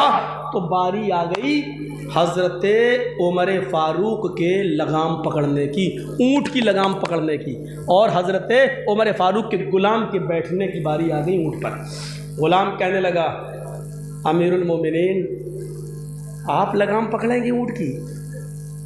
बारी आपकी है लगाम पकड़ने की, लेकिन मैं आपका ग़ुलाम हूँ, लगाम मैं पकड़ता हूँ, क्योंकि बैतुल मक़दिस आ गया है, लोग खड़े हैं आपके इस्तकबाल के लिए। अगर लगाम पकड़ा हुआ आपको देखेंगे तो जनाजा निकल जाएगा इज़्ज़त का। अमीरुल मोमिनीन, सारे इस्लामी शहरों का अमीर, और ऊँट की लगाम पकड़ा और गुलाम बैठा हुआ है। नहीं नहीं, हम ये बेइज्जती नहीं होने देंगे, आप ऊँट पर बैठ जाइए। अब थोड़ी दूर रह गया, मैं पैदल लेके चलता हूँ, आपको लेके चलता हूँ। हज़रत उमर फ़ारूक ने कहा, वाह, इंसाफ का मर्डर करने के लिए मैं ही मिला था, इंसाफ का खून करने के लिए मैं ही मिला था। तुम बैठो ऊँट पर, तुम्हारी बारी आई बैठने की। कहा गुलाम ने, अमीरुल मोमिनीन बैठने की बारी मेरी है, लेकिन मैं बैठूंगा नहीं, आप बैठिए, मैं अपनी बारी खुशी से आपको दे रहा हूं। नहीं, तुम दे रहे हो, मैं नहीं ले रहा हूं, बैठो तुम। अब गुलाम कैसे नहीं मानेगा उमर फारूक की बात? बैठो, तुम्हारी बारी आई, बैठो, मैं नहीं देता हूं अपनी बारी, चलो बैठो। गुलाम को ऊँट के ऊपर बिठा दिया और हजरत उमर फारूक ने लगाम पकड़ ली, लगाम, और चलने लगे। यही वाक़या देखा था महात्मा गांधी ने, तो कहा था कि उमर फारूक का कानून नाफिज कर दो देश के अंदर, खून खराबा बंद हो जाए। गैरों ने पढ़ा इस्लाम, समझ गए।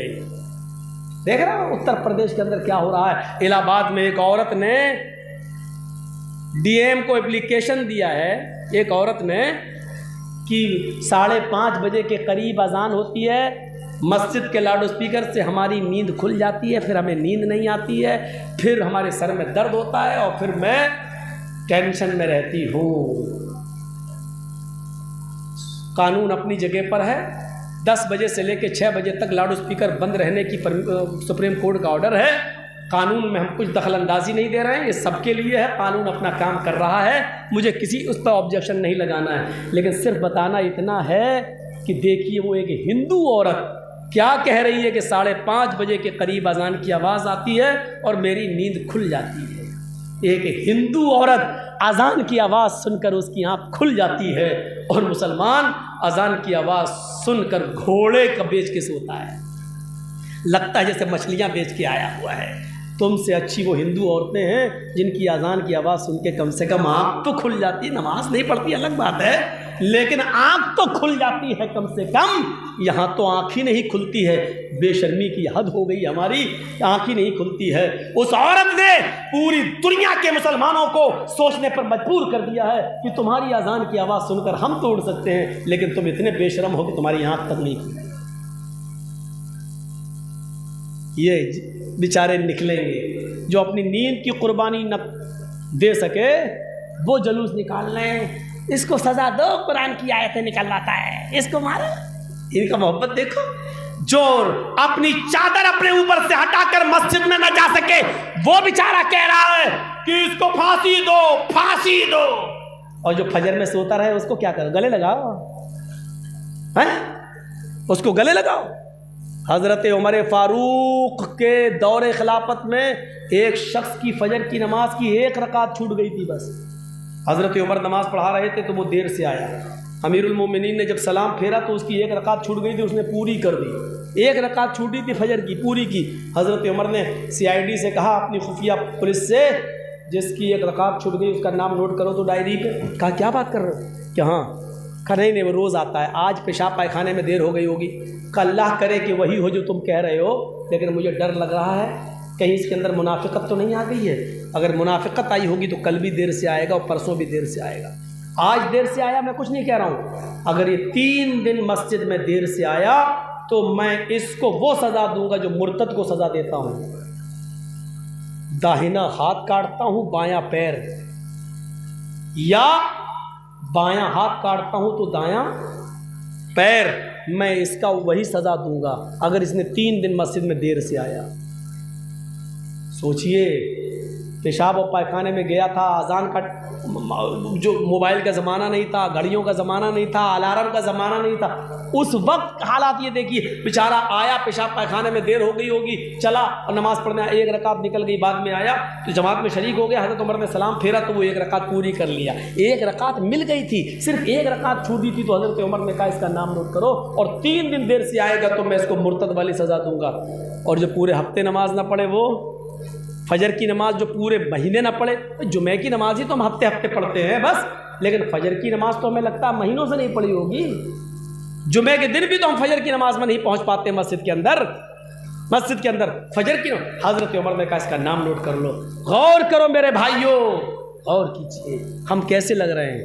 एक वक्त, एक दिन जिंदगी में एक टाइम देर से आया तो नाम लिख लिया गया, और हम मुसलमान हैं। जब हजरत उमर फारूक ने अपने गुलाम को ऊंट के ऊपर बिठा दिया और अपनी लगाम ऊँटनी की पकड़ ली और लेके चल दिए, आप भी सोच रहे होंगे मौलाना कहां से निकले, कहां पहुंचे और फिर वहीं आ गए। ऊँटनी की लगाम पकड़ के जैसे ही चलने लगे और चलते चलते चलते चलते चलते चलते फिर बैतुल मक़दिस पे आ गए, तो वहां खड़े लोग मंजर देख रहे थे, यहूद व नसारा। वो समझ रहे थे कि जो ऊँटनी के ऊपर बैठा हुआ है वही अमीरुल मोमिनीन है, वही उमर है, जिसने इतनी जल्दी पूरी दुनिया के अक्सर हिस्सों पे कब्जा कर लिया और उसने इस्लाम को फैला दिया, झंडा इस्लाम का लहरा दिया, बैतुल मक़दिस तक आ गया। लेकिन उनका गुलाम ऊँटनी के ऊपर बैठा है, वो उतर के आता है बैतुल मक़दिस के करीब, लोग उससे मुसाफा करते हैं, समझ रहे हैं कि यही अमीरुल मोमिनीन है। उसने कहा मुझसे मुसाफा क्यों कर रहे हो? लोगों ने कहा आपको देखने के लिए हमारी निगाहें थक गई थी, हम आपको एक झलक देखना चाहते थे, आप अमीरुल मोमिनीन हैं इसलिए आपसे मिलना चाहते थे। उनका गुलाम कहता है नहीं नहीं, अमीरुल मोमिनीन मैं नहीं हूँ, अमीरुल मोमिनीन वो है जो ऊँटनी को बिठा रहा है, ऊँटनी की लगाम पकड़ के ऊँट को बिठा रहा है और ऊँटनी को साफ कर रहा है, उसको सहला रहा है और उसके पास पानी ले जाकर उसको पानी पिला रहा है। लोगों मैं तो उसका गुलाम हूँ, खादिम हूँ। अमीरुल मोमिनीन तो ये है, हमारी ऊँटनी पर बैठने की बारी आ गई थी और इनके लगाम पकड़ने की बारी आ गई थी। मैंने इनसे कहा था कि मेरी बारी आप ले लो, आपकी बारी मैं, इन्होंने मना कर दिया। फरमाया कि नहीं, जब अल्लाह ने मेरी किस्मत में लगाम पकड़ना ही लिखा है तो मैं ऊँटनी पर क्यों बैठूं? तो इन्होंने लगाम पकड़ना ही बेहतर समझा है, इन्होंने अपना हक मुझे नहीं दिया। यहूदियों ने जब ये मंजर देखा, सुना तो चीख पड़े, अशहदु अल्ला इलाहा इल्लल्लाह व अशहदु अन्ना मुहम्मदन अब्दुहु व रसूलुहु। इंसानियत का इससे बड़ा सबक क्या होगा? अपनी बारी अपने गुलाम को नहीं दे रहे हैं, ऊँट पर बैठना गवारा नहीं कर रहे हैं। मेरी बारी जब लगाम पकड़ने की आई है तो मैं लगाम पकड़ के ही चलूंगा, ऊँटनी पर नहीं बैठूंगा। ऊँटनी की लगाम पकड़ के मस्जिद के दरवाजे तक जाने में बेइज्जती रही है और है तो बनी रहे। इस्लाम के कानून पर अमल करने में अगर बेइज्जती हो रही है तो होने दो, इज्जत का मालिक और जिल्लत का मालिक तो अल्लाह ताला है। मेरे प्यारे साथियों, ये उस अमीरुल मोमिनीन की सादगी का हाल है जिसने 22 लाख मुरब्बा मील पर हुकूमत करके दिखाई, जिसमें आपका चाइना भी था, आज़रबाईजान भी था, इराक भी था, ईरान भी था, मिस्र भी था, फिलिस्तीन भी था, सीरिया मुल्क शाम भी था, मिस्र भी था। इसमें ये सारे ममालिक आया करते थे। इतने मुल्कों, उर्दुन भी था, अलजायर भी था, इतने मुल्कों पर बैकबत हुकूमत करने वाली अगर कोई शख्सियत थी तो वो हजरत उमर फारूक रज़ियल्लाहु ताला अन्हु की। इतने मुल्कों पर खिलाफत करने वाली शख्सियत का हाल ये कि वो ऊँटनी की लगाम पकड़ के चल रहा है और ये दर्स दे रहा है, अमीर जरूर हूं लेकिन अमीरों को गरीब में कोई फर्क नहीं है। है। मालिक आका और गुलाम में कोई फर्क नहीं है। अपने गुलाम पर रहम करो, गुलाम भी इंसान होता है, उसको इंसानियत से मत निकालो। अपने गुलामों पर भी रहम किया करो, अपने गुलामों को भी इंसान समझा करो। मेरे प्यारे साथियों, इस इंसानियत के सबक को बढ़ाते हुए अल्लाह के नबी ने फरमाया था, अल्लाह के नबी सल्लल्लाहु अलैहि वसल्लम ने यह कहा था कि जो खुद खाओ अपने गुलामों को खिलाओ, जो तुम पहनो वो अपने गुलामों को भी पहनाओ, और उनसे उनकी मेहनत और ताकत से ज़्यादा उनसे काम मत लेना। अगर उनसे उनकी ज़रूरत और ताकत से ज़्यादा काम ले रहे हो, जो उनकी ताकत से बाहर हो, तो उसमें तुम उनकी मदद भी करना।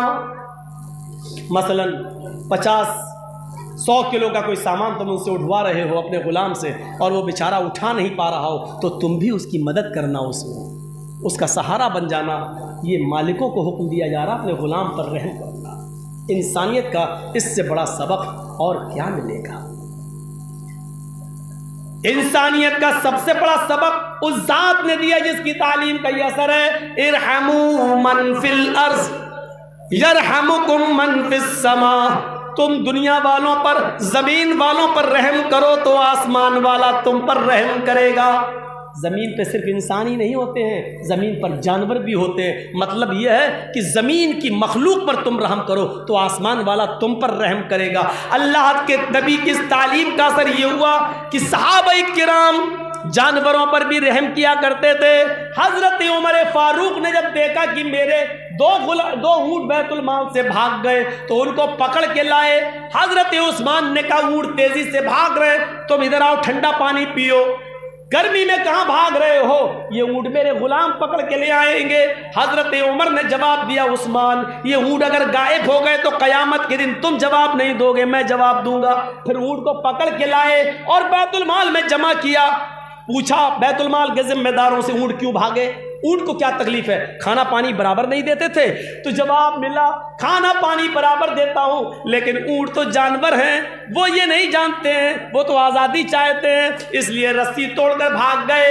एक सहाबी उठे, कहने लगे ये बात नहीं है, आओ अमीरुल मोमिनीन मैं दिखाऊं ये ऊँट क्यों भागे हैं। उन्होंने उनकी दुम पकड़ी तो क्या देखते हैं कि ऊँट की लेटरीन के रास्ते में एक जख्म हो गए हैं। उन दोनों ऊँट की लेटरीन के रास्ते से खून निकल रहा है, जख्म है, और जब ऊँट ज़मीन पर बैठते हैं तो उनको तकलीफ होती है। हज़रत उमर से कहा इन जख्मों की वजह से ये रस्सी तोड़ के भाग गए। हज़रत उमर ने नजर आसमान पे डाली, अल्लाह आज इन दोनों ऊँटों के जख्म का मुझे पता नहीं चला, कल क़यामत के दिन तुम मुझसे हिसाब व किताब न लेना। फिर जंगल में गए, जड़ी बूटी तोड़ के लाए, उसको पीसा और अपने हाथ से ऊँट की लेटरीन के रास्ते में लगा रहे हैं। उनके जिम्मेदारों ने कहा अमीरुल मोमिनीन हमें दे दो, गुलाम ने कहा हमें दे दो, मैं ऊँट के लेटरीन के रास्ते में लगा दूंगा। हजरत उमर कहते नहीं, ये काम तुम नहीं करोगे, ये मेरा काम है, क्योंकि मैं अमीरुल मोमिनीन हूँ, इन ऊँटों की जिम्मेदारी मेरे ऊपर है। ये ऊँट मेरे दौरे खिलाफत में भाग रहे हैं, इसलिए ऊँट की खिदमत करने का मौका मुझे मिला है। अपने हाथों से उस ऊँट की जख्मों पर मरहम लगा रहे हैं, जड़ी बूटी लगा रहे हो, कह रहे हैं अल्लाह जो काम मेरे करने का वो मैं कर रहा हूँ, शिफा देना तेरा काम है। अय अल्लाह इन ऊँटों के भागने का सबब ये था, जो भाग गए लेकिन मुझे मालूम न था। अल्लाह क़यामत के दिन मुआखज़ा मत करना, अल्लाह क़यामत के दिन इस पर सवाल और जवाब मत करना। ये ऊँटों के साथ रहमो करम का जब मामला ये था, तो सोचो इंसानों के साथ रहमो करम का मामला कितना रहा होगा, कितना रहा होगा। एक बूढ़ा भीख मांग रहा है, मजूसी है, मुसलमान नहीं है। हजरत उमर फारूक के जमाने में एक बूढ़ा भीख मांग रहा है। हजरत उमर ने कहा ए भीख मांगता है तू, क्यों भीख मांग रहा है? कहा अमीरुल मोमिनीन मैं मजूसी हूं, गुजर बसर चलाना है, खाने पीने में कमी है, और फिर आपको टैक्स भी देना पड़ता है, जिजिया भी देना पड़ता है, इसलिए भीख मांगे बगैर काम नहीं चलता। मेरे पास इतना खाने पीने को नहीं है और टैक्स अदा करने के लिए नहीं है। इतना सुनना था कि उमर फारूक के आंख में आंसू आ गए। उस बूढ़े का हाथ पकड़ा और बैतुल माल में ले आए, उसको कुछ नकद दिया और बैतुल माल के कैशियर से कहा इसका वजीफा जारी कर दो। मजूसी है तो क्या हुआ, यहूदी है तो क्या हुआ। इंसानियत का तकाजा यह है कि इस आदमी की मदद की जाए। मदद की इंसानियत इसको कहते हैं, ये थी इंसानियत। एक बार कहीं से वफद आया, हजरत उमर फारूक ने कहा रात का वक्त है, वहीं रुक जाओ जहां हो, सुबह आना। लोग मदीने के बियाबान जंगल में रुक गए। हजरत उमर ने घोड़ा उठाया और उनकी खैर खबर लेने के लिए पहुंच गए कि वो आराम से है या नहीं जंगल में। तो जब जंगल की तरफ जाने लगे तो रास्ते में एक औरत को देखा, उसका बच्चा रो रहा है। हजरत उमर ने कहा गैर मुस्लिम थी वो औरत, यहूदी थी, बच्चा क्यों रो रहा है? उसने कहा भूखा होगा, रो रहा है। कहा चलो इसको दूध पिलाओ अपना, और आगे बढ़ गए। फिर उन लोगों की खैर खबर लेकर आए, तुम्हें कोई तकलीफ तो नहीं है? बिस्तर इस्तर सब मौजूद है, खाना पीना उनका इंतजाम किया हजरत उमर ने, और वापस आए।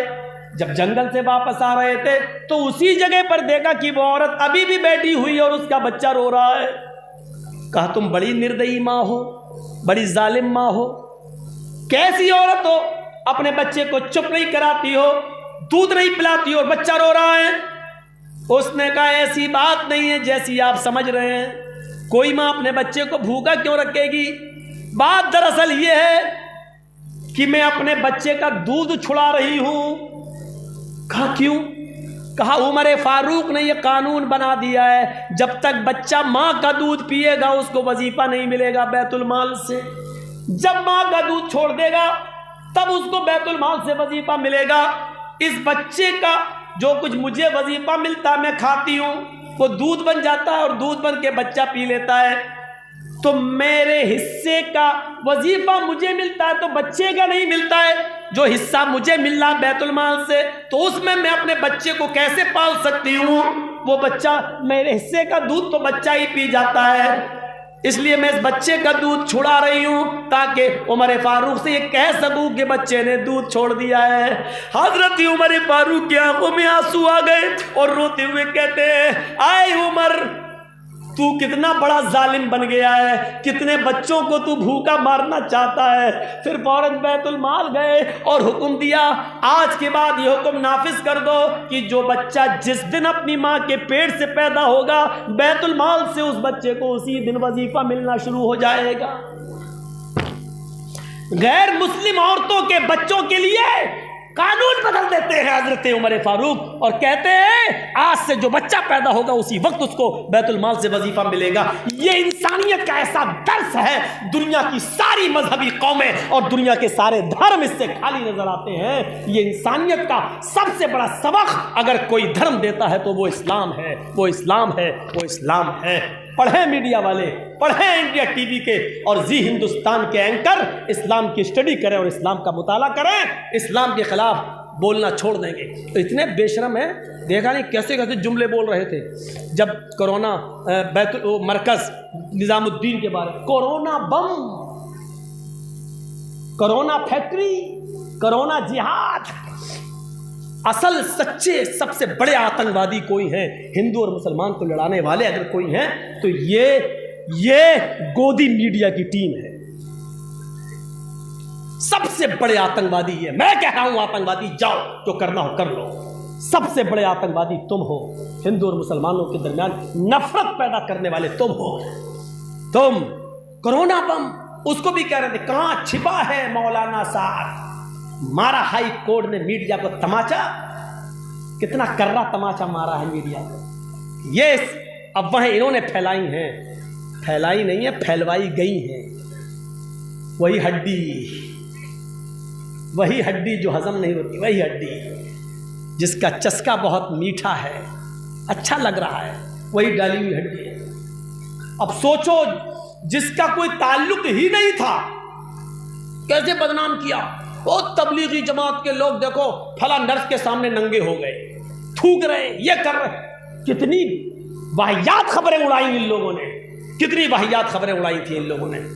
हाई कोर्ट और सुप्रीम कोर्ट ने जब थप्पड़ मारा तब गूंगे हो गए, अब उनका नाम नहीं लेते, अब उनका नाम नहीं लिया जा रहा है। अब मेरा मामला देख रहे हो क्या हो रहा है। तकरीर कहीं की भीड़ कहीं की, नारा कहीं का। इनका हरामीपना देखो, मेरा जुमला बिल्कुल सही है, बुरा मत मानिएगा। इनका हरामीपना देखो। 4 साल पुरानी तकरीर मेरी आज की तकरीर से जोड़ के दिखा रहा है। इनका हरामीपना देखो, कसम खुदा की ऐसा लगता है इन्होंने अपने अम्मा के पेट से बाहर आने के लिए भी रिश्वत मांगी होगी। ना ना ना ना, इन्होंने हड्डी मांगी होगी, पहले इतना दो तो हम बाहर आएंगे। अपनी अम्मा पर भी रहम नहीं खाया होगा इन्होंने।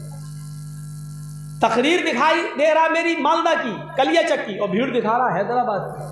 अरे मैं आज तक ओवैसी के साथ नहीं गया हूँ, किसी मीटिंग में नहीं गया हूँ, ओवैसी के मंच पर नहीं बैठा हूँ, हैदराबाद में मेरी तकरीर नहीं हुई है NRCCA पर।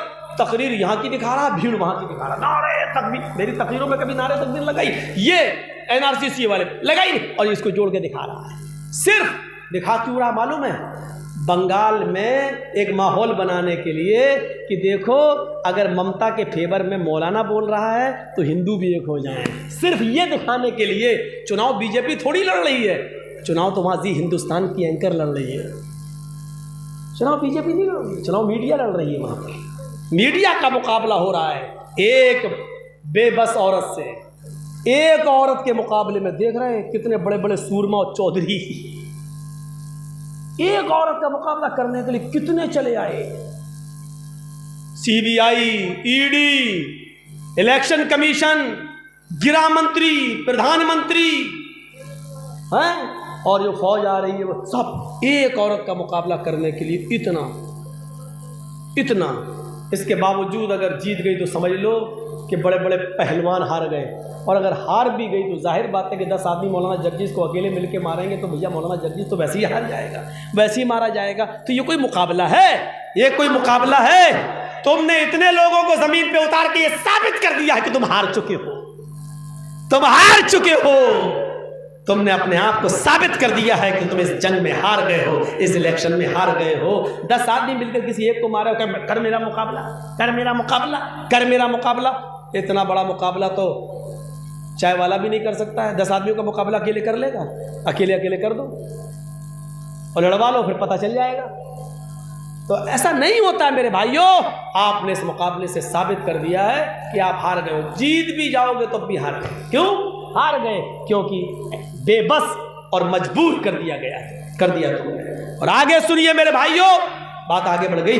मैं सिर्फ इतना कहना चाह रहा था, ये इंसानियत का सबसे बड़ा आलम बरदार अगर कोई धर्म और मजहब है और इंसानियत का सबक देता है तो वो है इस्लाम। इमाततुल अज़ान तरीक़, रास्ते में कोई पत्थर पड़ा तो उसको हटा दो। ये मत देखो हिंदू गुजर रहा है कि मुसलमान, कोई भी गुजर के गिर सकता है, इसलिए उसको हटा दो। ये इस्लाम दर्श दे रहा है, इस्लाम दर्श दे रहा है। एक जनाजा आ रहा है यहूदियों का, अल्लाह के नबी सल्लल्लाहु अलैहि वसल्लम ने यहूदी का जनाजा देखा तो खड़े हो गए। जब जनाजा गुजर गया तो साहबा ने पूछा, अल्लाह के रसूल वो तो यहूदी था, उसके जनाजे को देखकर आप खड़े हो गए? तो आपने क्या फरमाया?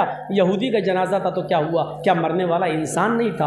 हम जनाजे को देखकर खड़े नहीं हुए, इंसानियत के एहतराम में खड़े हो गए। मरने वाला भी तो इंसान था। तो इंसानियत का दर्स दिया है इस्लाम ने। आओ और इस इंसानियत के सबक को फैलाओ। हिंदू मुसलमान सिख ईसाई नहीं, सब एक ख़ानदान के लोग हैं।